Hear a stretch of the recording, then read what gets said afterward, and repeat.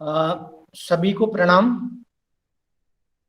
तो मित्रों, आप सभी जानते हैं गंगा कावेरी व्याख्यान माला श्री लाल बहादुर शास्त्री महाविद्यालय गोंडा उत्तर प्रदेश के जो हिंदी विभाग और पॉम्पई कॉलेज आयकड़ा मंगलुरु इस कॉलेज के हिंदी विभाग एवं मंगलुरु विश्वविद्यालय हिंदी अध्यापक संघ के संयुक्त तत्वावधान में यह गंगा कावेरी व्याख्यान माला संचालित है।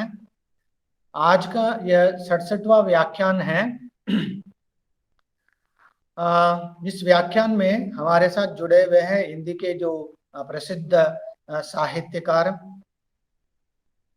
दिनेश चमोला शैलेश जी, क्योंकि इनकी विस्तृत जानकारी है, विस्तृत परिचय है।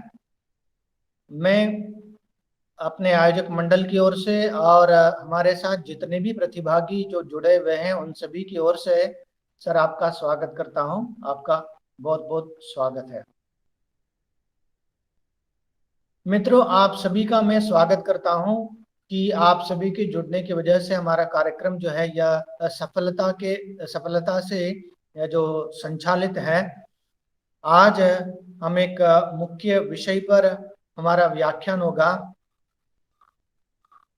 दिनेश चमोला जी जो शैलेश जी हैं, उनके मैं और मेरी रचना यात्रा इस विषय पर आज का मुख्य व्याख्यान होगा। इसमें हमारे इस कार्यक्रम में हमारे जो बहुत से जो हिंदी अध्यापक मित्र और शोधार्थी बंधु और जो भी जितने भी छात्र मित्र हमारे साथ इस कार्यक्रम में जुड़े हुए हैं, इन सभी का मैं स्वागत करता हूं। इसके साथ हमारे कॉलेज के प्राचार्य और जो SLBS कॉलेज गोंडा जो उत्तर प्रदेश में हैं, वहाँ के प्राचार्य और वहाँ के हिंदी विभागाध्यक्ष डॉक्टर शैलेंद्र नाथ मिश्र जी और मेरे मित्र जो SLBS कॉलेज के गोंडा के जो हिंदी विभाग के जो प्रोफेसर हैं डॉक्टर जयशंकर तिवारी जी, इनका भी मैं इस कार्यक्रम में स्वागत करता हूं।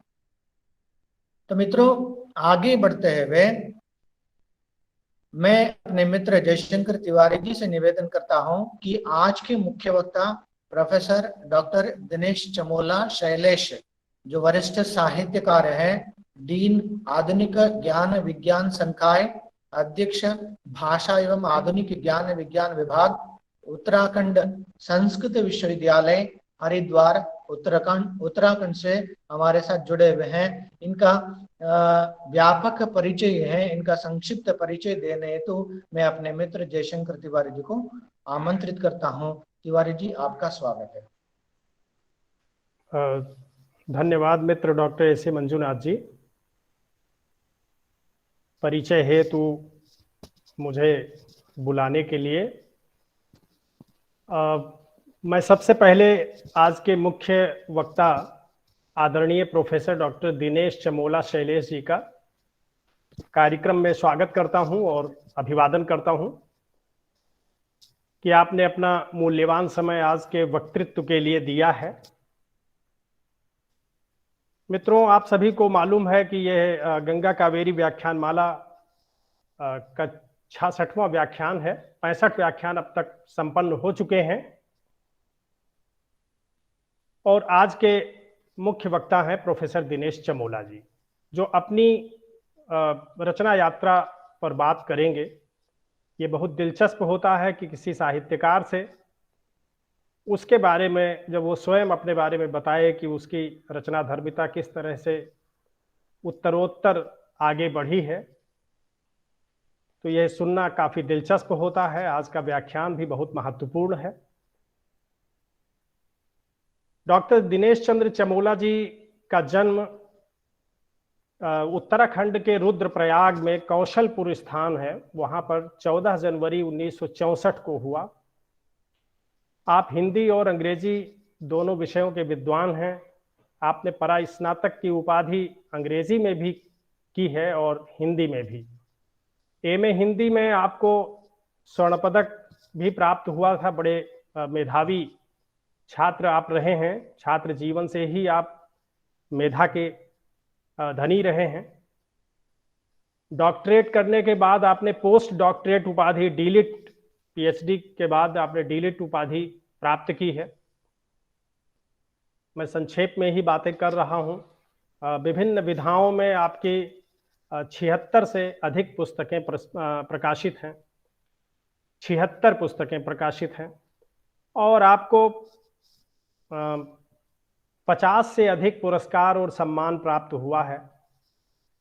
ये नंबर से ही बताया जा सकता है।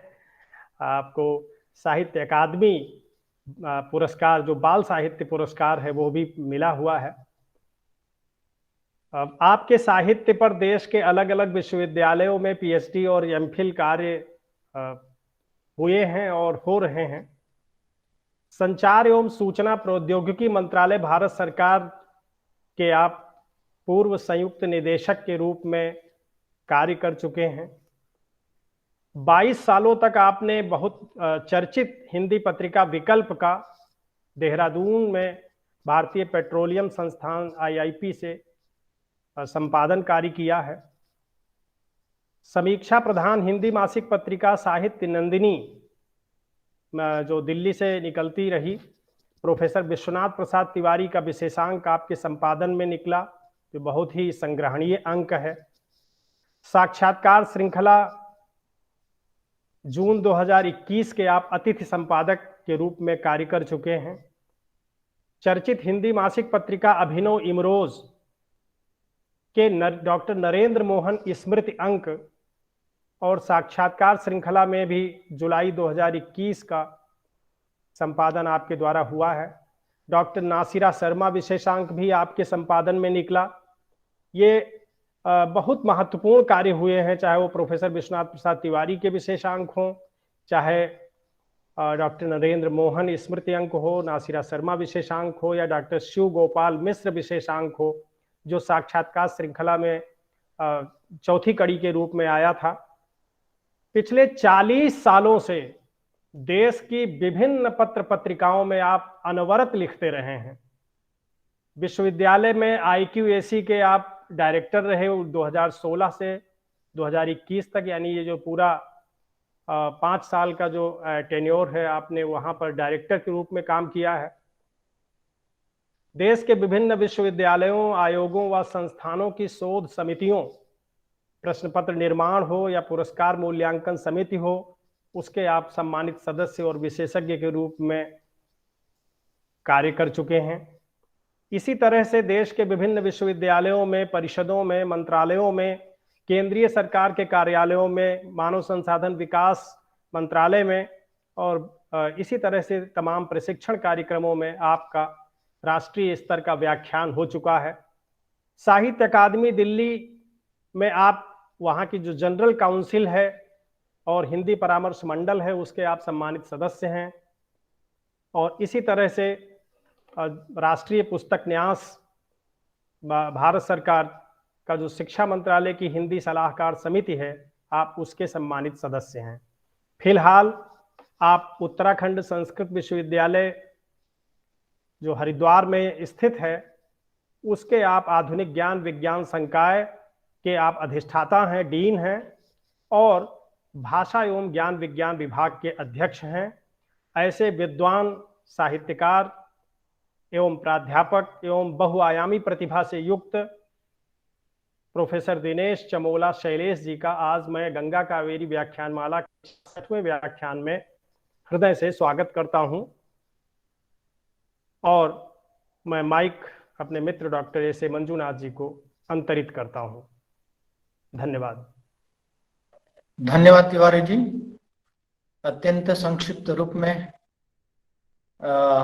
आज के हमारे मुख्य वक्ता जो है डॉक्टर दिनेश चमोला शैलेश जी का आपने परिचय हमारे सामने प्रस्तुत किया है। बहुत बहुत धन्यवाद। मित्रों, आज के हमारे जो मुख्य वक्ता हैं, जो जैसे कि हमारे मित्र ने बताया कि बहुआयामी प्रतिभा के जो धनी हैं सभी क्षेत्र में, चाहे वह पत्रकारिता के क्षेत्र हो या जिसकी प्रबंधन का क्षेत्र हो या अध्ययन अध्यापन का क्षेत्र हो, सभी क्षेत्र में अपनी जो छाप जो बनाए रखने वाले जो हमारे आज के वक्ता है डॉक्टर दिनेश चमोला जी, मैं और अधिक समय जो व्यर्थ किए बिना मैं सीधा सा इनका स्वागत करते हुए अपनी रचना यात्रा हमारे सामने प्रस्तुत करने के लिए और उस यात्रा में हमें भी शामिल करने के लिए मैं आज के मुख्य वक्ता जो है डॉक्टर दिनेश चमोला जी शैलेश जी का मैं स्वागत करता हूं। सर, आपका स्वागत है। धन्यवाद। परम श्रद्धेय हमारे सभी विद्वत बंधु, जिए तो सदा इसीलिए रहे उल्लास रहे ये हर्ष, न्यौछावर कर दें हम सर्वस्व हमारा प्यारा भारतवर्ष। गंगा कावेरी व्याख्यान माला की पृष्ठभूमि में जुड़े हुए शब्द की उपासना करने वाले सभी विद्वानों को मैं प्रणाम करता हूं। और कावेरी के उस विशाल प्रभामंडल से लेकर और गंगा के उस उद्गम स्थान में, गंगा के ही निकट मंदाकिनी का जहां अभ्युदय होता है, उसी के पास में मेरा गांव है, बहुत ही निकट केदारनाथ की उस घाटी में। तो दोनों पवित्र नदियों का जो संगम है, क्योंकि जो शब्द है, जो मंत्र है, जो भाव है, जो अनुभूति है, जो अभिव्यक्ति है, वो केवल देश की नहीं बल्कि पूरे विश्व में कहीं की भी हो, उसके भीतर की जो नमी रहती है, उसके भीतर की जो उष्णता रहती है, उसके भीतर का जो प्रभुत्व और प्रभाव रहता है, वो एक जैसा रहता है। तो पहले तो मैं इस श्रृंखला के आयोजन के लिए जब मंजुनाथ जी ने संपर्क किया और फिर ये पूरा वृत्तांत भेजा, तो बड़ा आनंद आया कि काम करने वाले देश के चाहे किसी भी क्षेत्र में रहें, कैसी भी स्थिति में रहें, माँ वाणी के जो उपासक हैं वो अपना कार्य करते रहते हैं। तो पहले तो इस अटूट श्रृंखला के लिए मैं आप पूरे इस व्याख्यान श्रृंखला परिवार को बधाई देना चाहता हूं, क्योंकि विद्वानों को जोड़ना और इस अटूट श्रृंखला को आगे बढ़ाते जाना, जिस प्रकार गंगा और कावेरी का जो लक्ष्य है कि गंतव्य तक पहुंचे ना पथ में पथिक विश्राम कैसा, वो जो अनुभूति से लेकर अभिव्यक्ति तक की जो यात्रा है, ऊर्ध्वमुखी यात्रा, इसका सफल संचालन और लगातार एक से बढ़कर एक विद्वानों को जोड़ना निश्चित रूप से बहुत महत्व का कार्य है। मैं इसके लिए पूरे इस श्रृंखला से जुड़े हुए विद्वत परिवार को बधाई देता हूं, नमन करता हूं। मित्रों, बात वहीं से प्रारंभ करता हूं।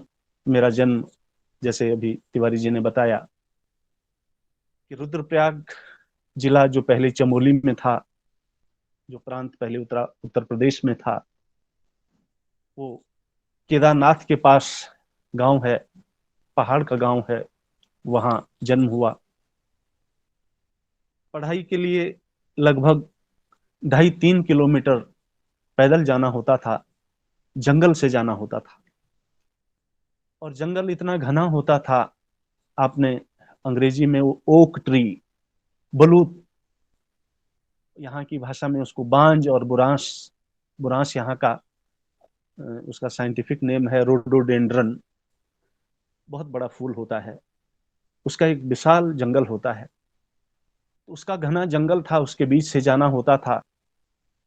वहां से नित्य प्रति पढ़ने के लिए स्कूल जाते, स्कूल से लौटते, तो बीच में कई प्रकार के कुछ काल्पनिक भय होते थे, लेकिन वहां साक्षात भय होते थे। कुछ जंगली फल जब पक जाते तो वहां कभी कभी रीछ होते हैं, वो उन फलों को खाने के लिए आ जाते। बाघ आदि इस प्रकार के जानवरों का भी खतरा रहता। तो वहां जब जाते पढ़ने के लिए, तो प्रकृति का उसके सामने एकदम चौखंबा पर्वत था। जो चौखंबा पर्वत बहुत ही वर्ष भर बर्फ से लदा रहता, और वहां सुबह जब उठा करते तो सीधे सबसे पहले जो सूरज की जो स्वर्णिम रश्मियां होती उस चौखंबा पर्वत पर ही पड़ती, और वो चौखंबा ऐसा लगता कि जैसे हिमालय ने सोने का मुकुट पहन लिया हो, इतना सुंदर लगता। आपको थोड़ा उस भाषा में जहां से मैंने लिखना प्रारंभ किया, तो वो चौखंबा पर्वत बचपन से लेकर जब स्कूल में मैं अपने उन अध्यापकों को, इतना लंबा जीवन रहा लेकिन अभी भी उन अध्यापकों की स्मृति मन से नहीं गई, जो न कोई ट्यूशन पढ़ाते थे, न कोई पैसा लेते थे, लेकिन हम बच्चों के लिए उनका जीवन न्यौछावर था। वो रात रात भर लगे रहते थे, 12-12 बजे तक पढ़ाते थे। एक कक्ष था, उसी में उन्होंने पार्टीशन करके बच्चों के लिए छात्रावास बनाया था। वहीं हम रहते, सुबह 4 बजे उठा देते थे। तो मित्रों, वो जो चौखंबा पर्वत था, जब वहां से मैं दूर हुआ तो, क्योंकि बात उसकी चली है, तो एक छंद है एक मेरा खंड काव्य है विदाई, उसका एक उस भाषा में मैं थोड़ा आपको सुनाऊंगा। वो चौखंबा पर्वत का जो दृश्य है, मंदाक्रांता छंद में है। चौखंबा की चल चल कदी बर्फ की श्वेत पाटी, बद्री से की छल छल कदी पुण्य भागी रथी हा,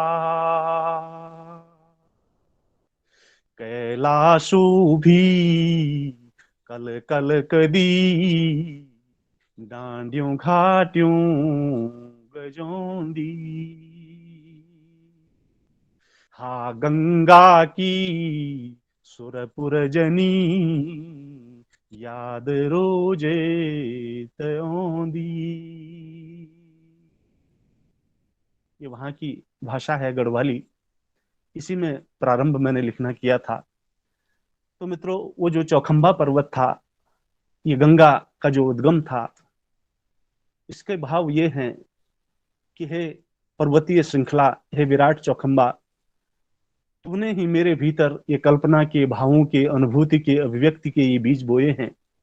और मैं अब जहां भी जाऊं तो वहां भला मैं तुझे और उस गंगा की पवित्र भूमि को, उस देव भूमि को भूल कैसे सकता हूं, क्योंकि मेरी मेरी पृष्ठभूमि, मेरे मेरे चिंतन के उस बगिया में सब कुछ भावों का रोपण प्रत्यारोपण तो तुम्ही ने किया है। तो मित्रों, वहां से प्रारंभ हुआ, और वहां रोज स्कूल में जब परीक्षा के दिन निकट होते तो जो हमारे गुरुजी थे, उनको उनको कुछ नहीं चाहिए था।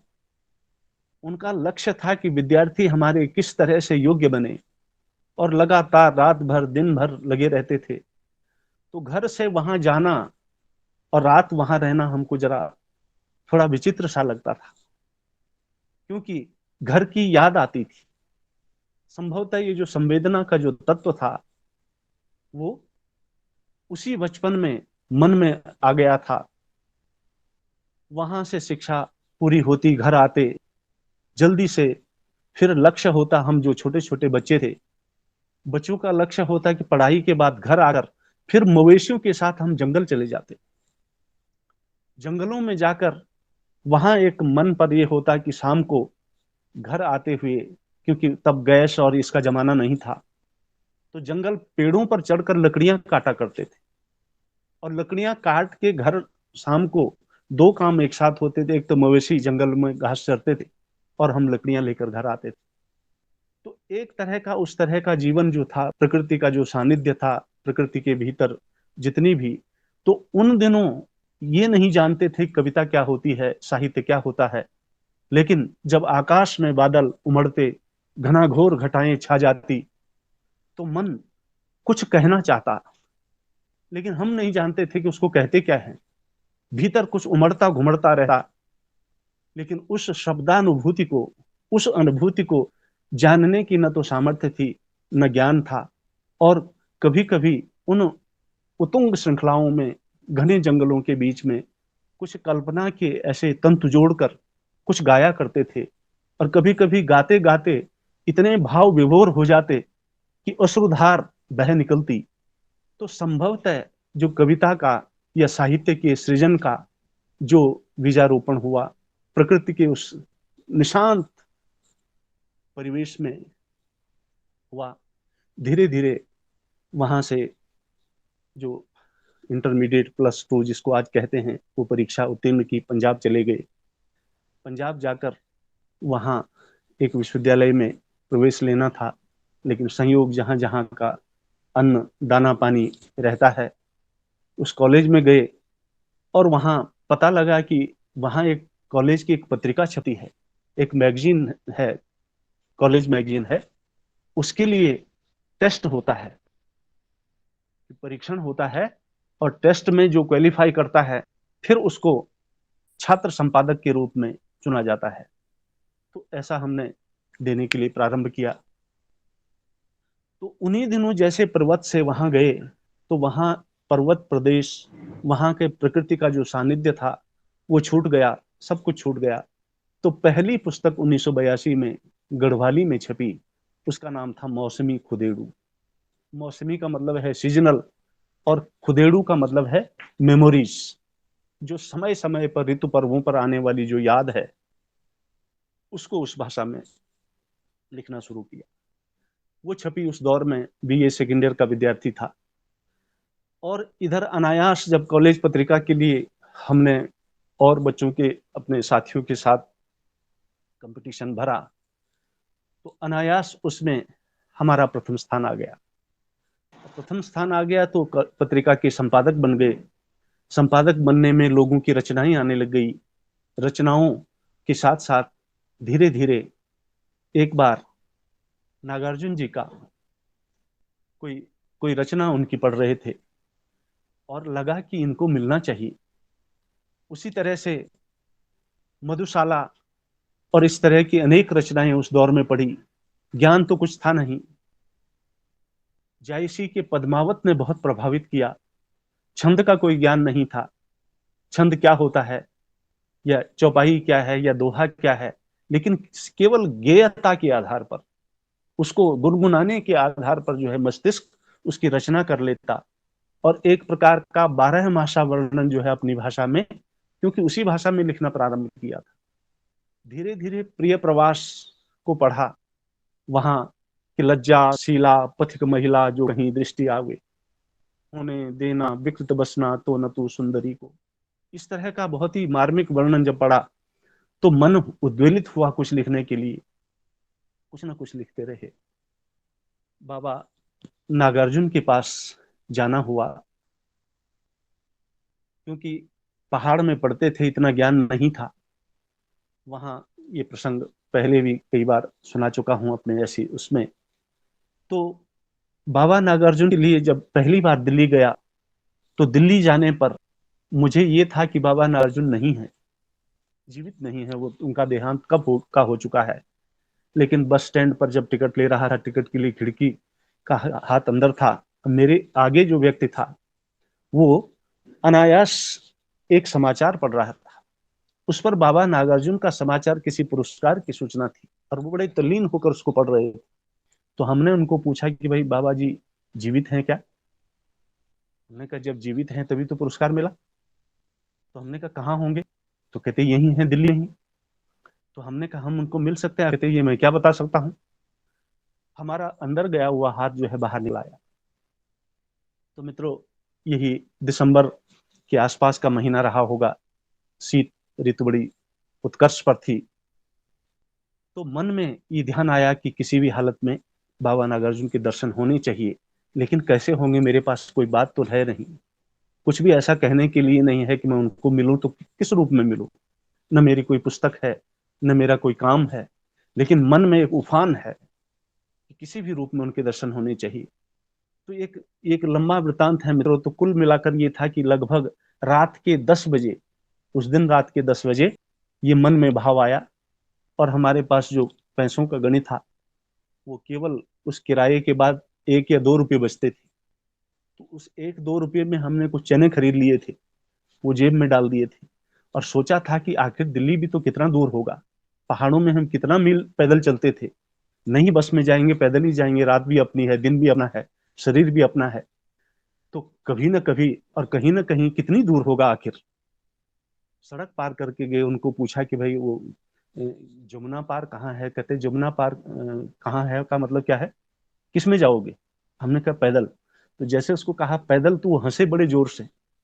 उन्हें लगा कि ये पहली बार शायद शहर आया है, इसको पता नहीं है कि शहर में पैदल नहीं चलते। लेकिन हम तो ठाने हुए थे, वो बाल हट थी कि चाहे कुछ भी हो।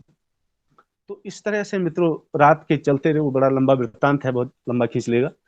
तो कुल मिलाकर आज रात 10 बजे के निकले हुए हम पूरी रात चलते रहे, पूरे दिन चलते रहे, और कल शाम को 8 बजे हम वहां पहुंचे बाबा जी के यहाँ। आखिर माने 24 घंटे में चलते चलते यहां से वहां से यहाँ ये मुलाकातें हुई। पहली बार उनके दर्शन हुए और वहां शब्द के महत्व को समझा, क्योंकि मैं कोई ऐसा कवि नहीं था, मेरे पास कोई ऐसी रचनाएं नहीं थी, मेरे पास कुछ ऐसा वो नहीं था। लेकिन एक संग्रह जो मैंने कविताओं का लिखा था, वो टूटा फूटा हाथ से लिखा हुआ, वो अपने पास रखा हुआ था। और जब मैं वहां गया, मिला, तो मिलने के बाद मैं उनको कुछ कह नहीं सका, क्योंकि जो वृतांत रास्ते में घटा था 18-20 घंटे के बीच में, तो ऐसा हुआ कि मतलब मैं उनके सामने जाकर अवाक रह गया। और ऐसा लगा कि मेरे उस निशब्द और अनभिव्यक्त जो मेरी भावनाएं थी, उनको मानो बाबा नागार्जुन ने अक्षरशः समझ लिया।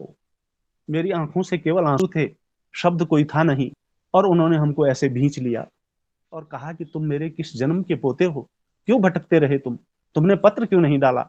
हमने कहा हम पत्र तो तब डालते जब हमको ज्ञात होता, हमारी जानकारी में तो आप कब के मर चुके थे, लेकिन आज जब पता लगा आप जीवित हैं तो हम अपने को रोक नहीं सके, और तब से हम चल रहे हैं। और हमने कहा चाहे कितने दिन लग जाएं, लेकिन आपके दर्शन करके यहां से चलेंगे।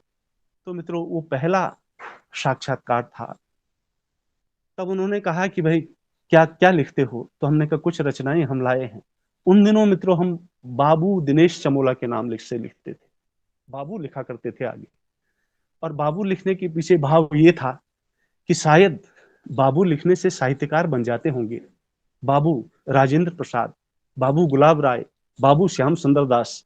तो क्या पता हम भी बाबू लिखें, तो हो सकता है हम में भी साहित्य का कुछ बीजारोपण हो जाए, संभवतः ये रहा होगा। तो जब उनको दिखाया, तो पहला कविता संग्रह हमारा यादों के खंडहर निकला। तो नागार्जुन जी को दिखाया, उन्होंने कहा ये बाबू क्या है? तो जो भी मन में था हमने स्पष्ट रूप से बता दिया। कहते बाबू लिखने से थोड़ी कभी हो जाते हैं, काटो इसको, क्या है बाबू? तो हमने कहा ठीक है, इस बार तो रहने देते हैं, लेकिन आगे से जो बाबू है वो हटा देंगे। उन्होंने कहा बाबू लिखने से नहीं होता है, काम करने से होता है, कविता लिखने से होता है, पढ़ने से होता है, बाबू लिखकर क्या होता है? तो हमने कहा ठीक है, अब इस बार तो जो है इसी में रहेगा। तो पहला जो संग्रह था मित्रों, वो यादों के खंडहर के नाम से निकला, बाबा नागार्जुन जी। उसके बाद एक ऐसी सनक लगी कि महापुरुष जो हैं, जो बड़े व्यक्तित्व हैं, आखिर वो लिखते कैसे हैं, उनकी जो रचना प्रक्रिया है, उनकी रचना के बारे में जानने के लिए मन हुआ। और क्योंकि एक एक भावुकता थी, और कई चीजें हम लिख डालते थे, ज्ञान तो नहीं था, लेकिन लंबी लंबी डायरियां, बहुत सारे कागज काले नीले हो जाते थे, और उनमें कुछ ना कुछ लिख देते थे। और लिखने के बाद जब जानना चाहा कि आखिर छंद होता क्या है, तो एक बार एक बहुत बड़े विद्वान के पास हम गए, तो उनको कहा कि उन्होंने कहा कि ये क्या है? उन्हीं दिनों हम अंग्रेजी में भी लिखने लगे थे। वो एक दौर था कि माने हिंदी में भी लिख रहे हैं तो अंग्रेजी में भी लिख रहे हैं। और कभी कभी ये झटके भी लगते रहे, माने ऊपर वाला कुछ एक गेंद की तरह कभी उछालता रहा, कभी खींचता रहा, कभी पालता रहा, कभी पोसता रहा। तो लिखते रहे, रचनाएं भेजते थे, कहीं छपती नहीं थी। एक हमारे अंग्रेजी के प्रोफेसर थे, वो कहते थे कि भाई ऐसा है, तुम दुखी मत होना। उन्होंने कहा दुखी हम क्या होंगे, हम तो अभी सीख रहे हैं, हम उड़ना सीख रहे हैं, अभी तो हमको यही पता नहीं कि उड़ना क्या होता है। तो इसलिए हम तो प्रयास कर रहे हैं, जहां किसी भी चीज को हम बुरा नहीं मानते। तो उन्होंने एक बड़ा ऐसा वृतांत सुनाया, तो हमने कहा नहीं, हम उस रूप में नहीं हैं। तो एक बार ये हुआ, उस दौर में पंजाब की कुछ अच्छी पत्रिकाएं थी। एक जागृति पत्रिका थी, हरिगंधा पत्रिका थी, उसी तरह से हरियाणा संवाद। ये अच्छी उस प्रकार की पत्रिकाएं थी जिनमें छपना उन दिनों बड़े महत्व का लगता था, पंजाब सौरभ था। तो हम उनको रचनाएं भेजते, लेकिन रचनाएं न छपती और न वापस आती। फिर हमने दोबारा उनमें उनमें अपने लिफाफे भी रखने शुरू कर दिए। हमने कहा हो सकता है कि संपादक जी को हमारी रचनाएं पसंद ना आती हों, तो संभव है कि जो रचनाएं पसंद नहीं आएंगी तो वो इसमें लिफाफे में डालकर वापस हो जाएंगी और हमको पता लग जाएगा। ऐसा भी किया, तब भी कुछ नहीं हुआ। तीसरी बार, चौथी बार फिर हमने क्या अंतिम प्रयास ये किया, हमने कहा ऐसा करते हैं कि हो सकता है कि हमारी रचनाएं ही संपादक तक न मिलती हों, बीच में कोई गुम कर देता हो या वहां न जाती हो। हमने रजिस्ट्री से रचनाएं भेजनी शुरू कर दी, एक बार, दो बार, तीन बार। उसके बाद भी कुछ नहीं हुआ। तो हमने कहा आखिर ये बात क्या है। एक दिन, उन दिनों हमारी वो अंग्रेजी की पुस्तक, उसका नाम था मर्थ ऑफ सॉलिट्यूड, वो छपी थी। और हिंदी की पुस्तकों के लिए हिंदी की रचनाएं फुटकर छपती रहती थी, लेकिन जिनमें छपना चाहते थे उनमें छपी नहीं रही थी। तो एक दिन अपना अवकाश करके, वहां की कॉलेज की छुट्टी करके, यूनिवर्सिटी की छुट्टी करके, हमने कहा आखिर कारण जानना है कि कमी तो हम में है, ये तो हम स्वीकार करते हैं, हम तो बच्चे हैं, हमें सीखना है, लेकिन कोई सिखाए तो। अब आखिर वहीं जाना होगा कि आखिर हो क्यों नहीं रहा ये रचना संपादन और प्रकाशन के बीच में ये जो अवरोध है, ये है कहां। और एक दिन हम अवकाश लेकर चंडीगढ़ पहुंच गए। चंडीगढ़ पहुंचे तो पता पूछते पूछते वहां पहुंच गए। वहां जब पहुंचे तो वहां संपादक महोदय जो हैं, दो तीन विद्वानों के साथ बैठे हुए थे, संभवतः लेखक ही रहे होंगे। आज हम भी अपनी व्यथा कथा सुना रहे हैं, तो संभवतः उस दौर के वो लोग रहे होंगे। जब हम अंदर गए तो हमने उनको कहा कि मैं दिनेश, जैसे मैंने नाम कहा तो उन्होंने मेरा पूरा नाम सुना दिया। कहते आप बाबू दिनेश चमोला हैं? हाँ, मैंने कहा मैं हूं। तो कहते हैं क्या आप बहुत अमीर हैं? हमने कहा अमीर तो नहीं है। तो कहते आप तो रचनाएं भी रजिस्ट्री से भेजते हो। हैं? लोग रचनाएं, मैंने उस दौर में रचनाएं आप रचनाएं भी रजिस्ट्री से भेजते हो। हमने कहा सर ऐसा है, ऐसा अमीर भी मैं नहीं हूं और वैसा भी मेरा ध्येय नहीं था, लेकिन रजिस्ट्री से भेजने का मेरा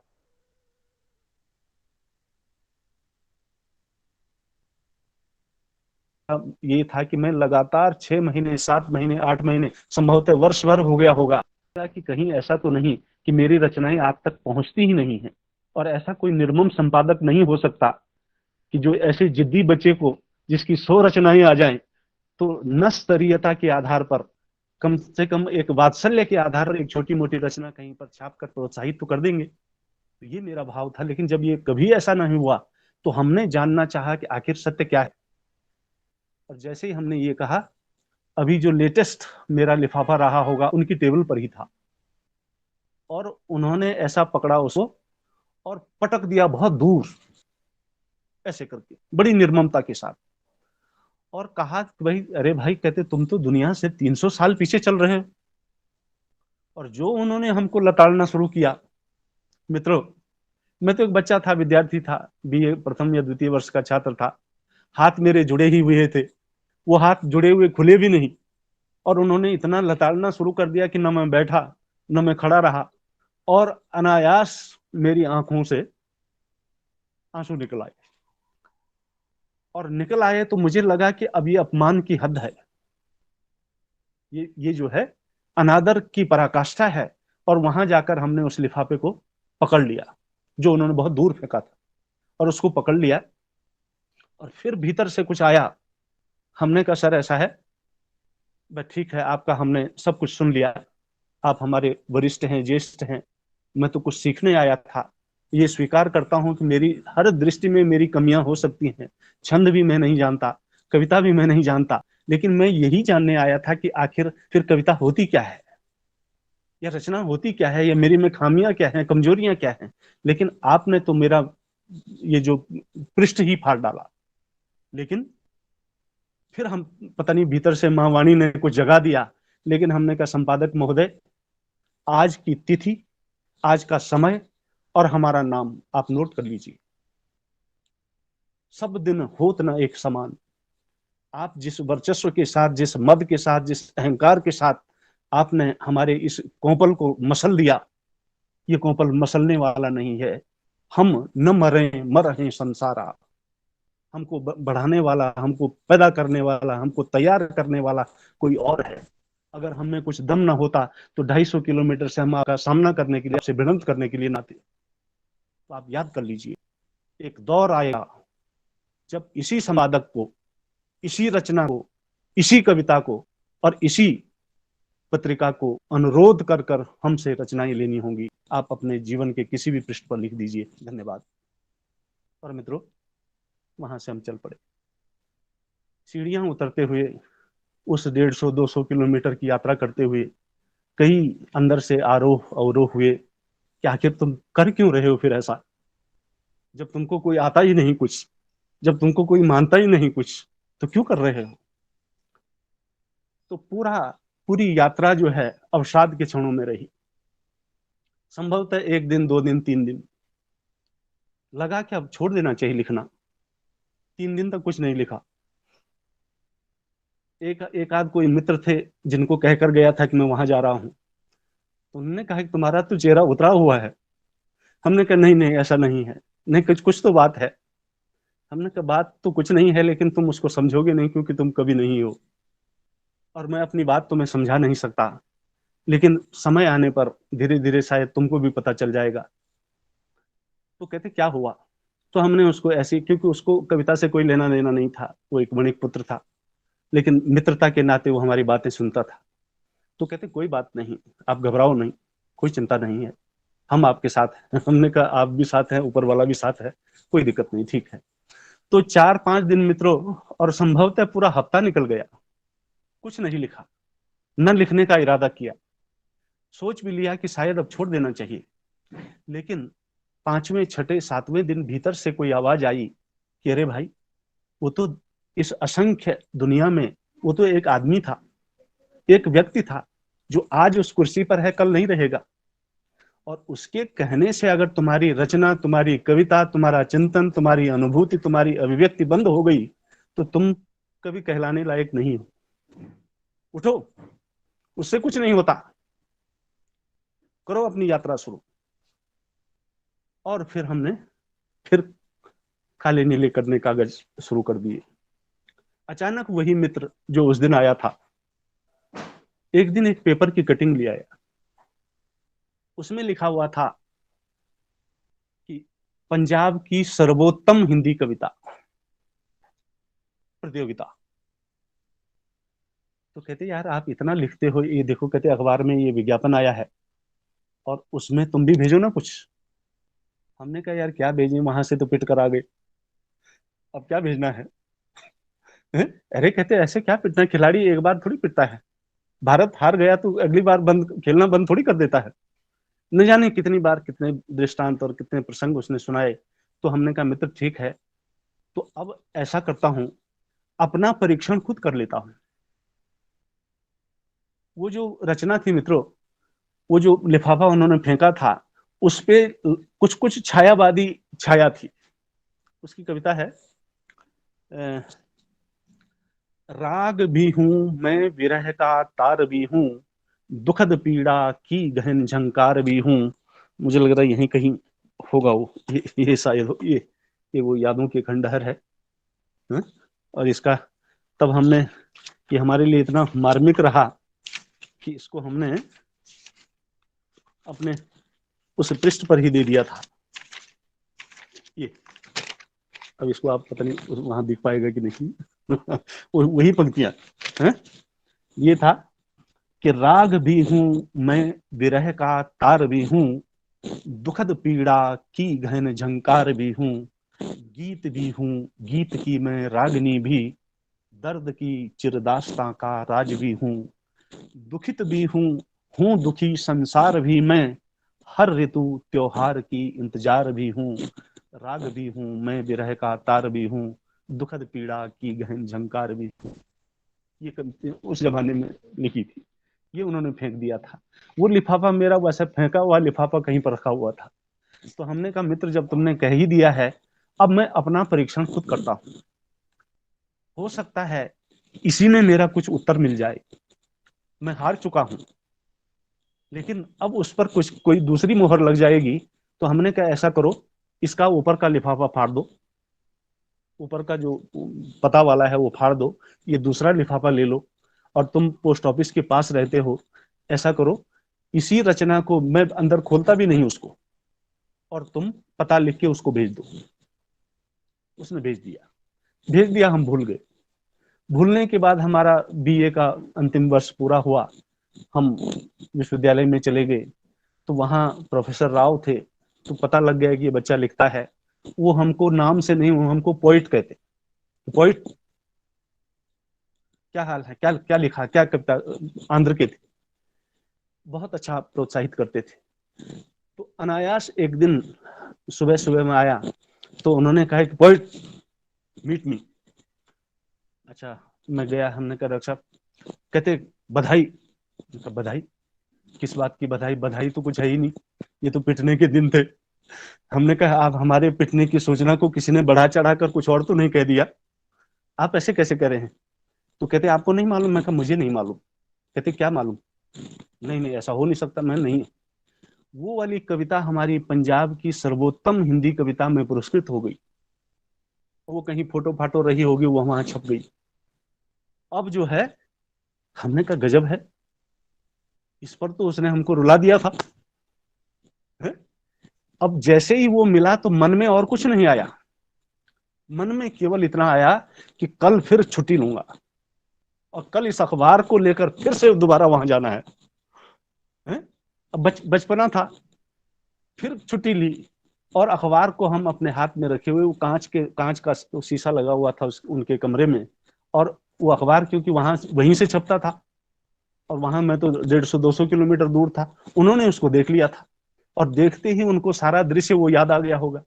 और जैसे ही मैं उधर सीढ़ियों से चढ़ रहा था, तो आज अंतर इतना हुआ कि मैं जब बाहर गया तो वो अपने कमरे से बाहर आकर मुझे लेने आ गई। अरे कहते आइए आइए चमोला जी, मैं माफी मांगता हूँ, मैं क्षमा मांगता हूँ। अरे हमने कहा डॉक्टर साहब, मैं तो आग बबूला होकर आया था।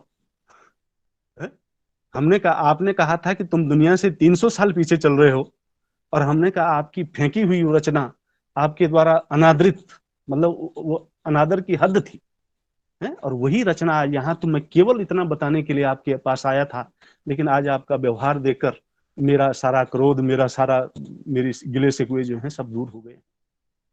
तो कहने का तात्पर्य ये था मित्रों कि रचना का जो संघर्ष है, रचना की जो जीवंतता है, हमारे अनेक साहित्यकार कहते हैं कि जो रचना का प्रकाशन है, कभी कभी रचना के प्रकाशन के लिए इतने उतावले रहते थे कि माने अगर यहाँ अखबार नहीं आ रहा है तो सुबह 4 बजे उठकर जो है वहां, यहाँ से 15 किलोमीटर या 20 किलोमीटर दूर उस फोकल पॉइंट पर जाते थे कि जहां अखबार आता था, कि पहली बार अखबार लेना है क्योंकि उसमें मेरी रचना आ रही है, उसमें मेरी कहानी आ रही है, उसमें मेरी कविता आ रही है। तो रचना के प्रकाशन का सुख मित्रों संभवतः पुत्र अथवा प्रथम पुत्र और प्रथम पुत्री के सुख से किसी रूप में कम नहीं होता। वो एक रचनाकार, क्योंकि बार बार मैं कहता हूं कि जो पिता है, पिता भी उस पिता की तरह है, माने शब्द वाणी, शब्द का उद्गाता जो है, वो अपनी पुत्री के समान अपने शब्दों का, अपनी अनुभूति का, अभिव्यक्ति का संरक्षण करता है, उसको पालता पोसता है, उसके लिए वो कुछ करता है जो कुछ करना चाहिए। मैं अनायास याद आ रही है, लगभग 100-125 साहित्यकारों के साक्षात्कार मैंने किए, और उसके पीछे संभवतः यही जानने की जिज्ञासा थी कि आखिर रचना होती क्या है और होती क्यों है। एक बार देवेंद्र सत्यार्थी जी को मैं मिलने गया, सत्यार्थी जी को मिलने गया, उनके बारे में सुना था कि वो आधुनिक टैगोर हैं। टैगोर की तरह लगते भी थे, लंबी दाढ़ी, लंबा कोट पहनते थे, लोक गीतों के मसीहा थे। पूछते पूछते वहां रोहतक रोड संभवतः थी, वहां मैं पहुंचा। पहली बार मिल रहा हूं, और पहली बार जब मिला तो वो इतनी आत्मीयता से मिले, मुझे आश्चर्य हुआ। हमने कहा ऐसा लग रहा है कि उन्होंने मुझे कोई अपना मामा, मामे का लड़का या भांजे या चाचा ताऊ किसी संबंधी का लड़का समझ लिया है, और उनको ऐसा भ्रम हो गया है कि ये पिछली बार पिछले महीने आया था, वही दोबारा आ गया है। इतनी आत्मीयता पहली बार। तो उनसे चर्चा हुई। वो लोक गीतों के ऐसे वो थे, जब भी आप उनको कहते कि मैं केरल के एर्नाकुलम जिले के उस पार्ट से आया हूं, उस क्षेत्र से आया हूं, तो आपका स्वागत माने केरल के उस लोक गीत से करते जो उस क्षेत्र में प्रचलित था एकदम, और आप भूल जाते। तो हमने उनको कहा कि मैं गढ़वाल से आया हूं, तो उन्होंने तुरंत गढ़वाली गीत सुनाने शुरू कर दिए। अच्छा, बीच में उनसे साक्षात्कार मैं ले रहा था, लेकिन मेरे अंदर एक जिज्ञासा थी कि कहीं ऐसा ना हो कि इनके मन में मैं इनको धोखा दे रहा हूं। इनको लग रहा होगा कि कभी कभी बुजुर्ग लोग स्मृति का थोड़ा सा वो हो जाता है, और ऐसा लगता है कि हमारा रिश्तेदार है। इतनी आत्मीयता से वो बात कर रहे थे, वो उत्तर दे रहे थे, मैं नोट कर रहा था, लेकिन मेरे भीतर वो प्रश्न बार बार वो हो रहा था कि मैं पहले ये तो जानूं कि आखिर इन्होंने मेरे प्रति इतना अनुराग जो है, इतनी आत्मीयता, इतना नैकट्य क्यों प्रदर्शित किया। तो मैंने उनको कहा, मैंने कहा सब थोड़ा सा मैं इस अपनी जो साक्षात्कार प्रश्नावली है इससे थोड़ा इतर में जाता हूं। मेरे मन में एक जिज्ञासा है कि आपको मैं तो पहली बार आपको मिलने आया हूं। मैं आपके नाम को तो जानता था, काम को जानता था, लेकिन आपका दर्शन मैंने पहली बार किया है, और आप मुझे ऐसे मिले हैं जैसे आपने मुझे कुछ और समझ लिया हो। तो मैं वहां से आया हूं और मेरा नाम ये है। हाँ हाँ हाँ कहते, मैं कोई दिक्कत नहीं, आप घबराओ मत। अच्छा, तो हमने कहा ऐसा कैसे? कहते सुनो फिर तुम्हें सुनाता हूं। तो हमने कहा ठीक है। वो प्रसंग जो प्रश्न था वो वहीं छूट गया। तो उन्होंने कहा ऐसा है कि मैं अपनी जिंदगी के उन दिनों में जब लोकगीत बटोर रहा था, मांग रहा था लोकगीत, भिक्षाटन में लोकगीत ही मांगता था, गांव गांव जाता था, घर घर जाता था। तो जिस कमरे में मैं रहता था वो बहुत छोटा कमरा था। इतना छोटा था कि अगर वहां वो मंजा माने वो जो चारपाई है वो फैला दूं तो दरवाजा नहीं लगता था, दरवाजा खोल दूं तो वो नहीं फैलता था। तो ऐसी स्थिति में मैं रहता था। स्टोव जल रहा था, मैं खाना बना रहा था, पास में एक कॉपी रहती थी। उस कॉपी पर मैं जो मेरे मस्तिष्क में लोकगीत पंजाबी के, तमिल के, तेलुगु, कन्नड़ इसके आते थे, मैं उसको नोट करता रहता था। और अनायास कहते देखता हूं कि जैसे मैं आटा गूंद रहा हूं, और वहां देखा तो मेरे उस दरवाजे पर खटखट हुई, और मैंने खोला तो देखा वहां वासुदेव शरण अग्रवाल जी आए हैं। और वासुदेव शरण अग्रवाल जी को देखकर मैं हतप्रभ रह गया, और मेरे मुंह से कुछ नहीं निकला, और केवल मैंने इतना भर कहा कि चींटी के घर भगवान। तो तब कहते मैंने समझा कि जो अतिथि होता है वो देवता होता है, और मैं रचनाकार हूं। मैं शब्द की उपासना करता हूं। शब्द की उपासना का महत्व वही समझते हैं जो शब्द को जानते हैं, शब्द को मानते हैं, शब्द को पहचानते हैं। तो तुम कहीं से ढूंढ खोज करके मेरे पास आए हो, तो तुम मेरे वंशज हो। तुम मेरे इस मसी धर्मा है, मसी धर्मा व्यक्तित्व के जो हो, तुम भी इसी के अंश हो। इसलिए तुम मेरे लिए अपरिचित कैसे हो सकते हो? महादेवी कहती हैं कि तुम मुझ में प्रिय, फिर परिचय क्या? वो जो शब्द का परिचय है, माने हम एक दूसरे को कभी नहीं मिले, लेकिन नहीं लग रहा है ऐसा है कि हम नहीं मिले। ऐसा हो ही नहीं सकता कि हम नहीं मिले। मिलना केवल भौतिक नहीं होता, मिलना अभौतिक भी होता है, मिलना वैचारिक भी होता है, मिलना चिंतन के आधार पर भी होता है। अवध तहां जहां राम निवास, जहां राम का चिंतन है, जहां शब्द का श्रवण है, जहां शब्द की अनुभूति है, जहां शब्द की अभिव्यक्ति है, जहां शब्द की साधना होती है, वो विश्व का कोई कोना हो, महादेवी की, कि विस्तृत नभ का कोई कोना, कभी न मेरा अपना होना, परिचय इतना इतिहास यही। वो जो जीवन है, वो जो अंतरंगता है, माने नहीं मिले वो अभौतिकता हो सकती है, लेकिन शब्द का परिचय युग युगांतर से होता है, जन्म जन्मांतर से होता है, और संभवतः वो शब्द ही है जो, अन्यथा इस वक्त कोई कुछ कर रहा होगा, कोई कुछ खा रहा होगा, कोई कुछ पी रहा होगा, कोई कुछ सोच रहा होगा, लेकिन साहित्य का व्यक्ति जो है वो साहित्य की साधना में, वो चिंतन की खोज में लगा रहता है। और मित्रों, ये सानिध्य मिला ऊपर वाले की कृपा से, प्रभु कृपा से, कि लगातार ये सब होता रहा। रचनाएं छपती थी, पहले नहीं छपी, लेकिन धीरे धीरे रचनाओं का प्रकाशन प्रारंभ हुआ। और एक दौर ऐसा आया कि जब देश की पत्र पत्रिकाओं में होड़ लगी रहती थी, एक लक्ष्य रहता था कि आज देश की सर्वाधिक प्रसार वाली जो पत्रिकाएं हैं या पत्र हैं, समाचार पत्र हैं, दैनिक जागरण है, अमर उजाला है, राष्ट्रीय सहारा है, हिंदुस्तान है, इसमें सब में एक दिन रचना छपनी है। वो भी दौर आया, वो भी ऐसा हुआ, कभी कभी 4-4, 5-5 जगह एक होता था। तो ये माने धीरे धीरे उस पथ पर चलने का। लेकिन मित्रों, कभी नहीं समझा, आज भी मानते हैं कि हम एक विद्यार्थी हैं, अभी कुछ सीखा नहीं है, बहुत कुछ सीखना बाकी है। जो रॉबर्ट फ्रॉस्ट की जो पंक्तियां हैं कि the woods are lovely dark and deep, but I have promises to keep, miles to go before I sleep, miles to go before I sleep.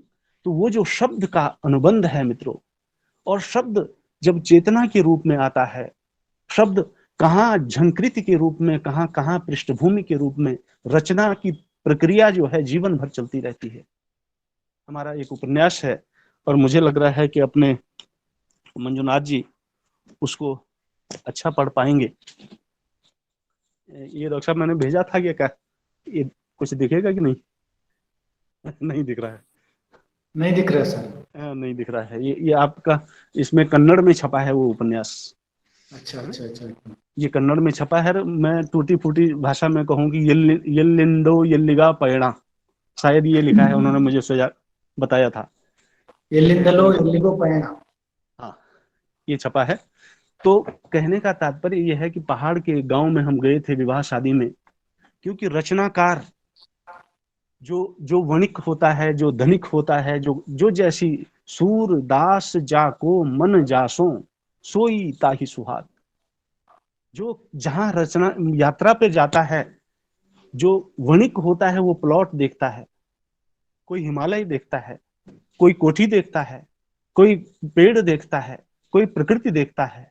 लेकिन एक रचनाकार, उसके पास अपने पास भी कुछ नहीं होता, लेकिन जो वो देख रहा होता है, वो खींच रहा होता है, उसके पास कैमरा भी नहीं होता, लेकिन मस्तिष्क के कैमरे में वो कुछ ना कुछ चित्र खींच रहा होता है, और कहीं ना कहीं कुछ चीजें वो नोट करता है। और वो तुलसी जी जो लिखते हैं कि मांगत तुलसीदास कर जोरे, बसहु राम सिय मानस मोरे। हमारा जो राम सिय है, वो हमारा जो आध्यात्म है, हमारी जो मतलब जिसको आप कहें वितृष्णा कहें, जो महत्वाकांक्षा कहें, या जो भी कहें, वो रचना है कि हे प्रभु कहीं देना दुख ही जीवन की कथा रही निराला। वो कथा, उस कथा की तलाश में जीवन भटकता रहता है, और उस कस्तूरी मृग की तरह मृग ढूंढे बनमाही। वो रचनाकार बिना थैले के, बिना सामान के कुछ ना कुछ ढूंढता रहता है, और कहाँ कौन सी खरोंच आपको लग जाए, और कौन सी खरोंच आपके हृदय में बस जाए। मुझे याद आ रहा है, कमलेश्वर जी का इंटरव्यू में ले रहा था, तो हमने कहा कि कमलेश्वर जी आजकल आप क्या कर रहे हैं? कि आजकल मेरे भीतर पाकिस्तान घुमड़ रहा है, मेरे भीतर पाकिस्तान उमड़ घुमड़ रहा है। और रचनाकार के लिए जो रचना है, जो अनुभूति है, अनुभूति का बीज जब उसके कल्पना के उस कैनवस पर, कल्पना के उस बगिया में उस उर्वरा मिट्टी में सोच के, चिंतन की, शब्द की, उस उर्वरा मिट्टी में जब वो फैलने लगता है, उमगने लगता है, पकने लगता है, तो वो कहते हैं कि वो एक नासूर की तरह होता है। बहुत कष्ट देता है, बहुत कष्ट देता है। लेकिन जब तक कष्ट नहीं देता है तब तक दर्द की अनुभूति आप नहीं कर सकते। तुमको पीड़ा में ढूंढा, अब तुम में ढूंढूंगी पीड़ा।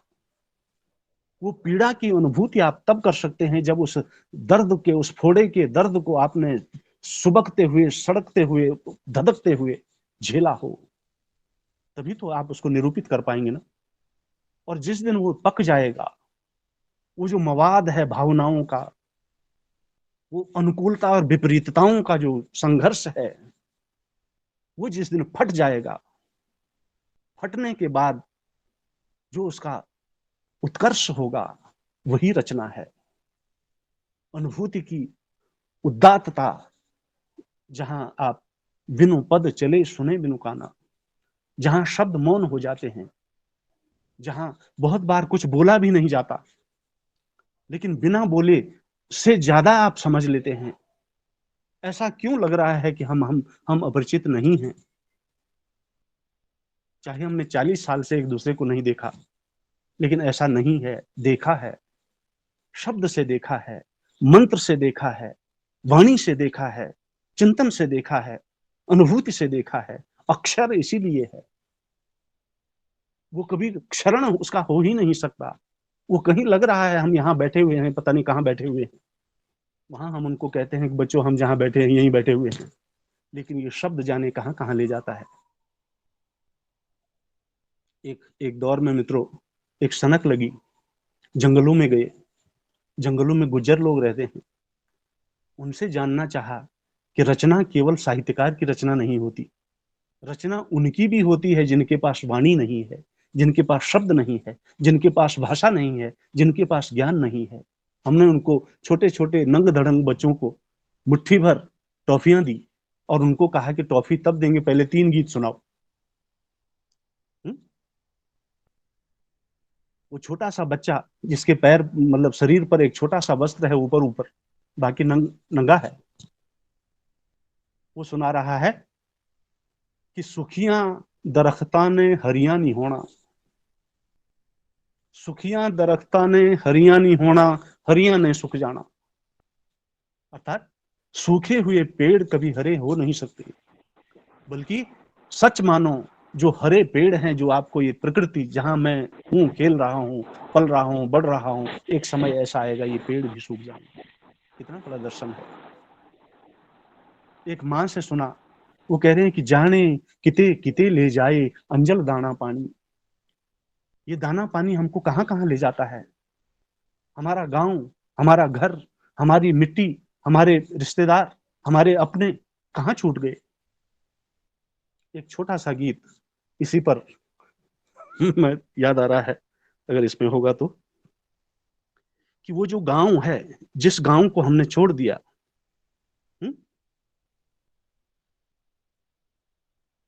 उस गांव को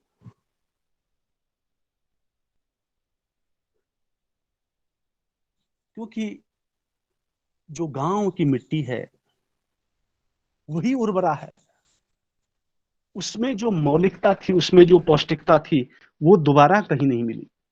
यहां तो कंक्रीट मिला, यहां तो सब भावनाओं से हीन व्यक्तित्व मिला और व्यक्ति मिले, लेकिन वो सब कहीं नहीं मिला। कहां चला गया पता नहीं।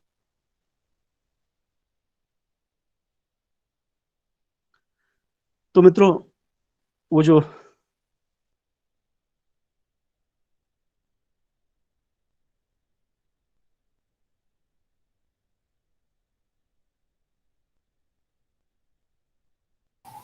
सर माइक माइक खोल लीजिएगा सर। मीट हो गया। रामदरस मिश्र जी की कुछ पंक्तियां याद आ रही हैं डॉक्टर साहब, थोड़ा सा मुझे लग रहा है उसमें शब्दों का थोड़ा वो हो सकता है कि जमी जमी गांव की साथ लेकर चला था,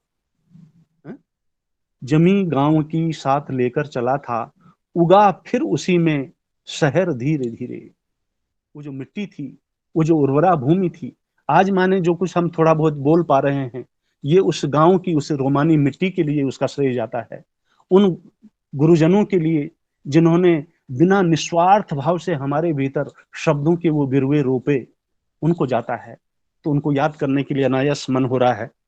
गांव जो हमारी पृष्ठभूमि में रहता है, गांव केवल गांव नहीं है, गांव हमारे पूर्वज भी हैं, गांव हमारी परंपरा भी है, गांव हमारे मूल्य भी हैं, गांव हमारी पौराणिक पद्धति भी है।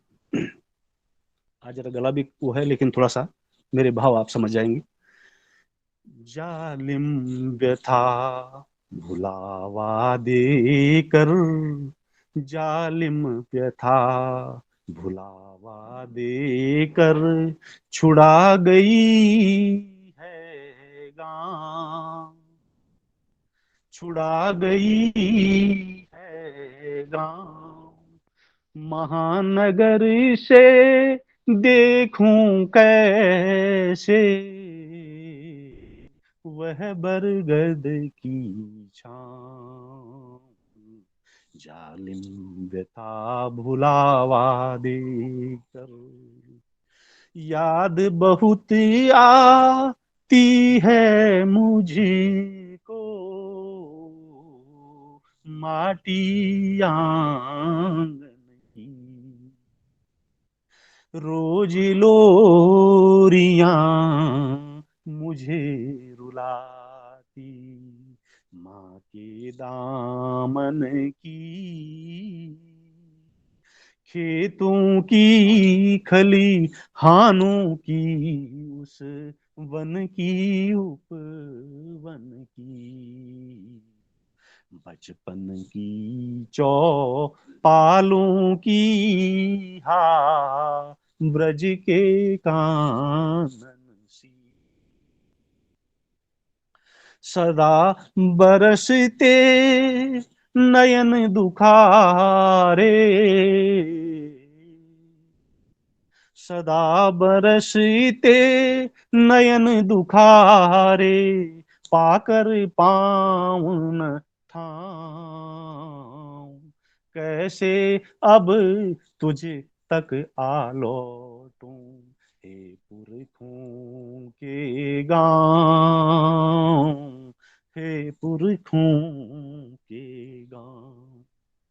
दादी माँ की करुण कथाएं, दादी माँ की करुण कथाएं, लगा न पाती दांव, स्वप्नों में घुट कर रह जाता, स्वप्नों में घुट कर रह जाता, वह पुरखों का गांव, जिसकी रज में लोट लोट कर, जिसकी रज में लोट लोट कर, कभी न थकते पांव, लोक कथा सा आज हो गया, लोक कथा सा आज हो गया, वह स्वप्नों का गांव, टूट चुके हैं पंख पखेरु, महानगरीय जीवन में आकर वो जो मौलिकता का चिंतन था, जीवन था, मूल्य था, वो सब समाप्त हो गया।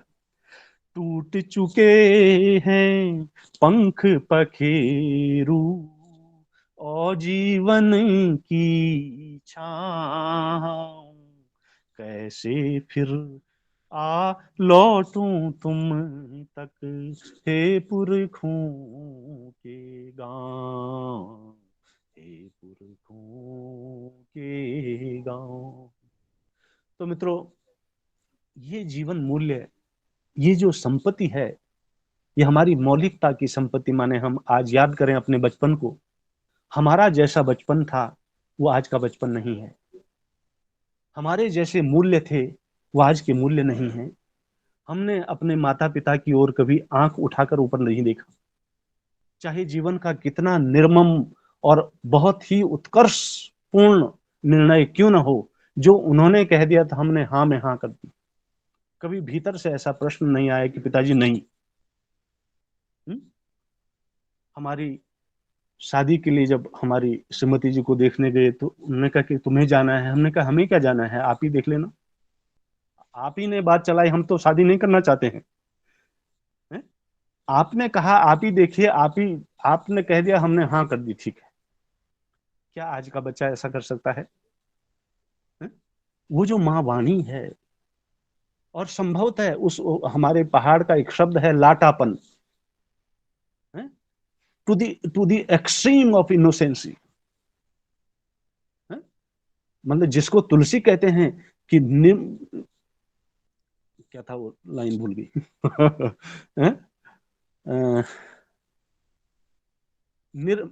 निर्मल मन जेहि सोहि मोहि पावा। मुझे पाने के लिए जो शर्त है, जो कंडीशन है, वो निर्मलता है, स्वच्छता है, पवित्रता है। और पवित्रता होगी कहाँ? जहां भोजन पवित्र नहीं, पानी पवित्र नहीं, चिंतन पवित्र नहीं। ये जो गैप है, ये कहां से आएगा? ये मूल्य है, वो जीवन आज भी हम माने, वो संकोच, वो बचपन के अभी अभी भी हम मंदिरों में जाकर या यहाँ जाकर या वहां जाकर वो सब मांगते। मांगना क्या है? तुमसे क्या मांगू? हम तो भिखारी हैं, मांगना क्या है?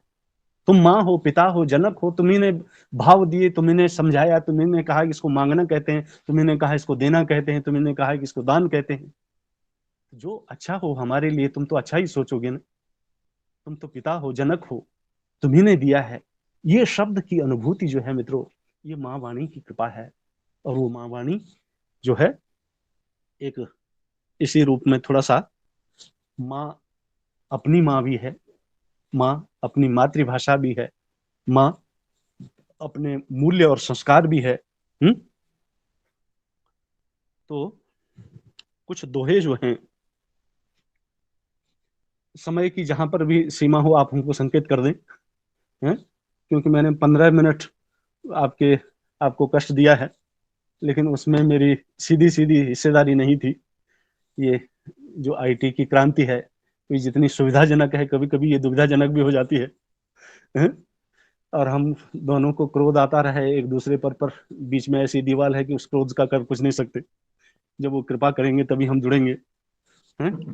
तो मित्रों, माँ वो माँ वाणी है, उन्हीं की कृपा है जो हम कुछ बोल पा रहे हैं, जो थोड़ा बहुत कर पा रहे हैं। एक विद्यार्थी, माँ बरगद छत नार है, माँ बरगद छत नार है, नेह झूलती बेल, स्वार्थ के पंछी करें, आंचल जिसके खेल। माँ बद्री केदार है, बद्री बद्रीनाथ, और केदारनाथ जहां आज हमारे सम्मानित मोदी जी गए हैं। माँ बद्री केदार है, माँ है चारों धाम, माँ कान्हा की बांसुरी, संध्या प्राणायाम। माँ काशी, माँ द्वारिका, या ये भी कह सकते हैं, माँ कावेरी, माँ गंगा, माँ मथुरा हरिद्वार, माँ तीर्थों की तीर्थ है, श्रद्धा तोरण द्वार। माँ माटी की गंध है, माँ है बाती तेल, माँ माटी की गंध है, माँ बरगद की छां, आंचल जिसके झूमता, संबंधों का गांव। आंचल जिसके झूमता संबंधों का गांव।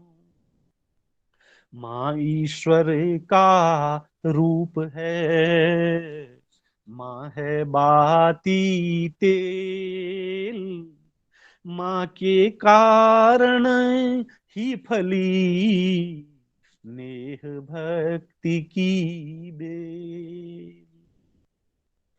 माँ के रहते झोपड़ी लगती महल समान, माँ के रहते झोपड़ी लगती महल समान। बिन महलों भी बासते, किंतु दुखों के स्वान। माँ देवों की देवले है, माँ देवों की देव है, श्रद्धा शक्ति तमाम आंचल में जिस के बढ़े, नानक ईशु राम।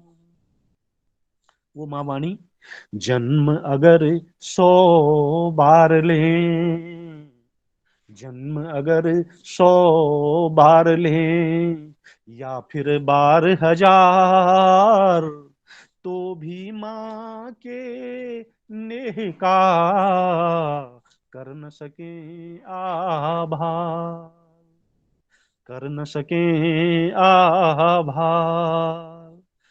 तो मित्रों, कहने का तात्पर्य यह है कि माँ वाणी जो शब्द की भाव दात्री है, सब कुछ देने वाली है, वही चिंतन की पृष्ठभूमि रहती है।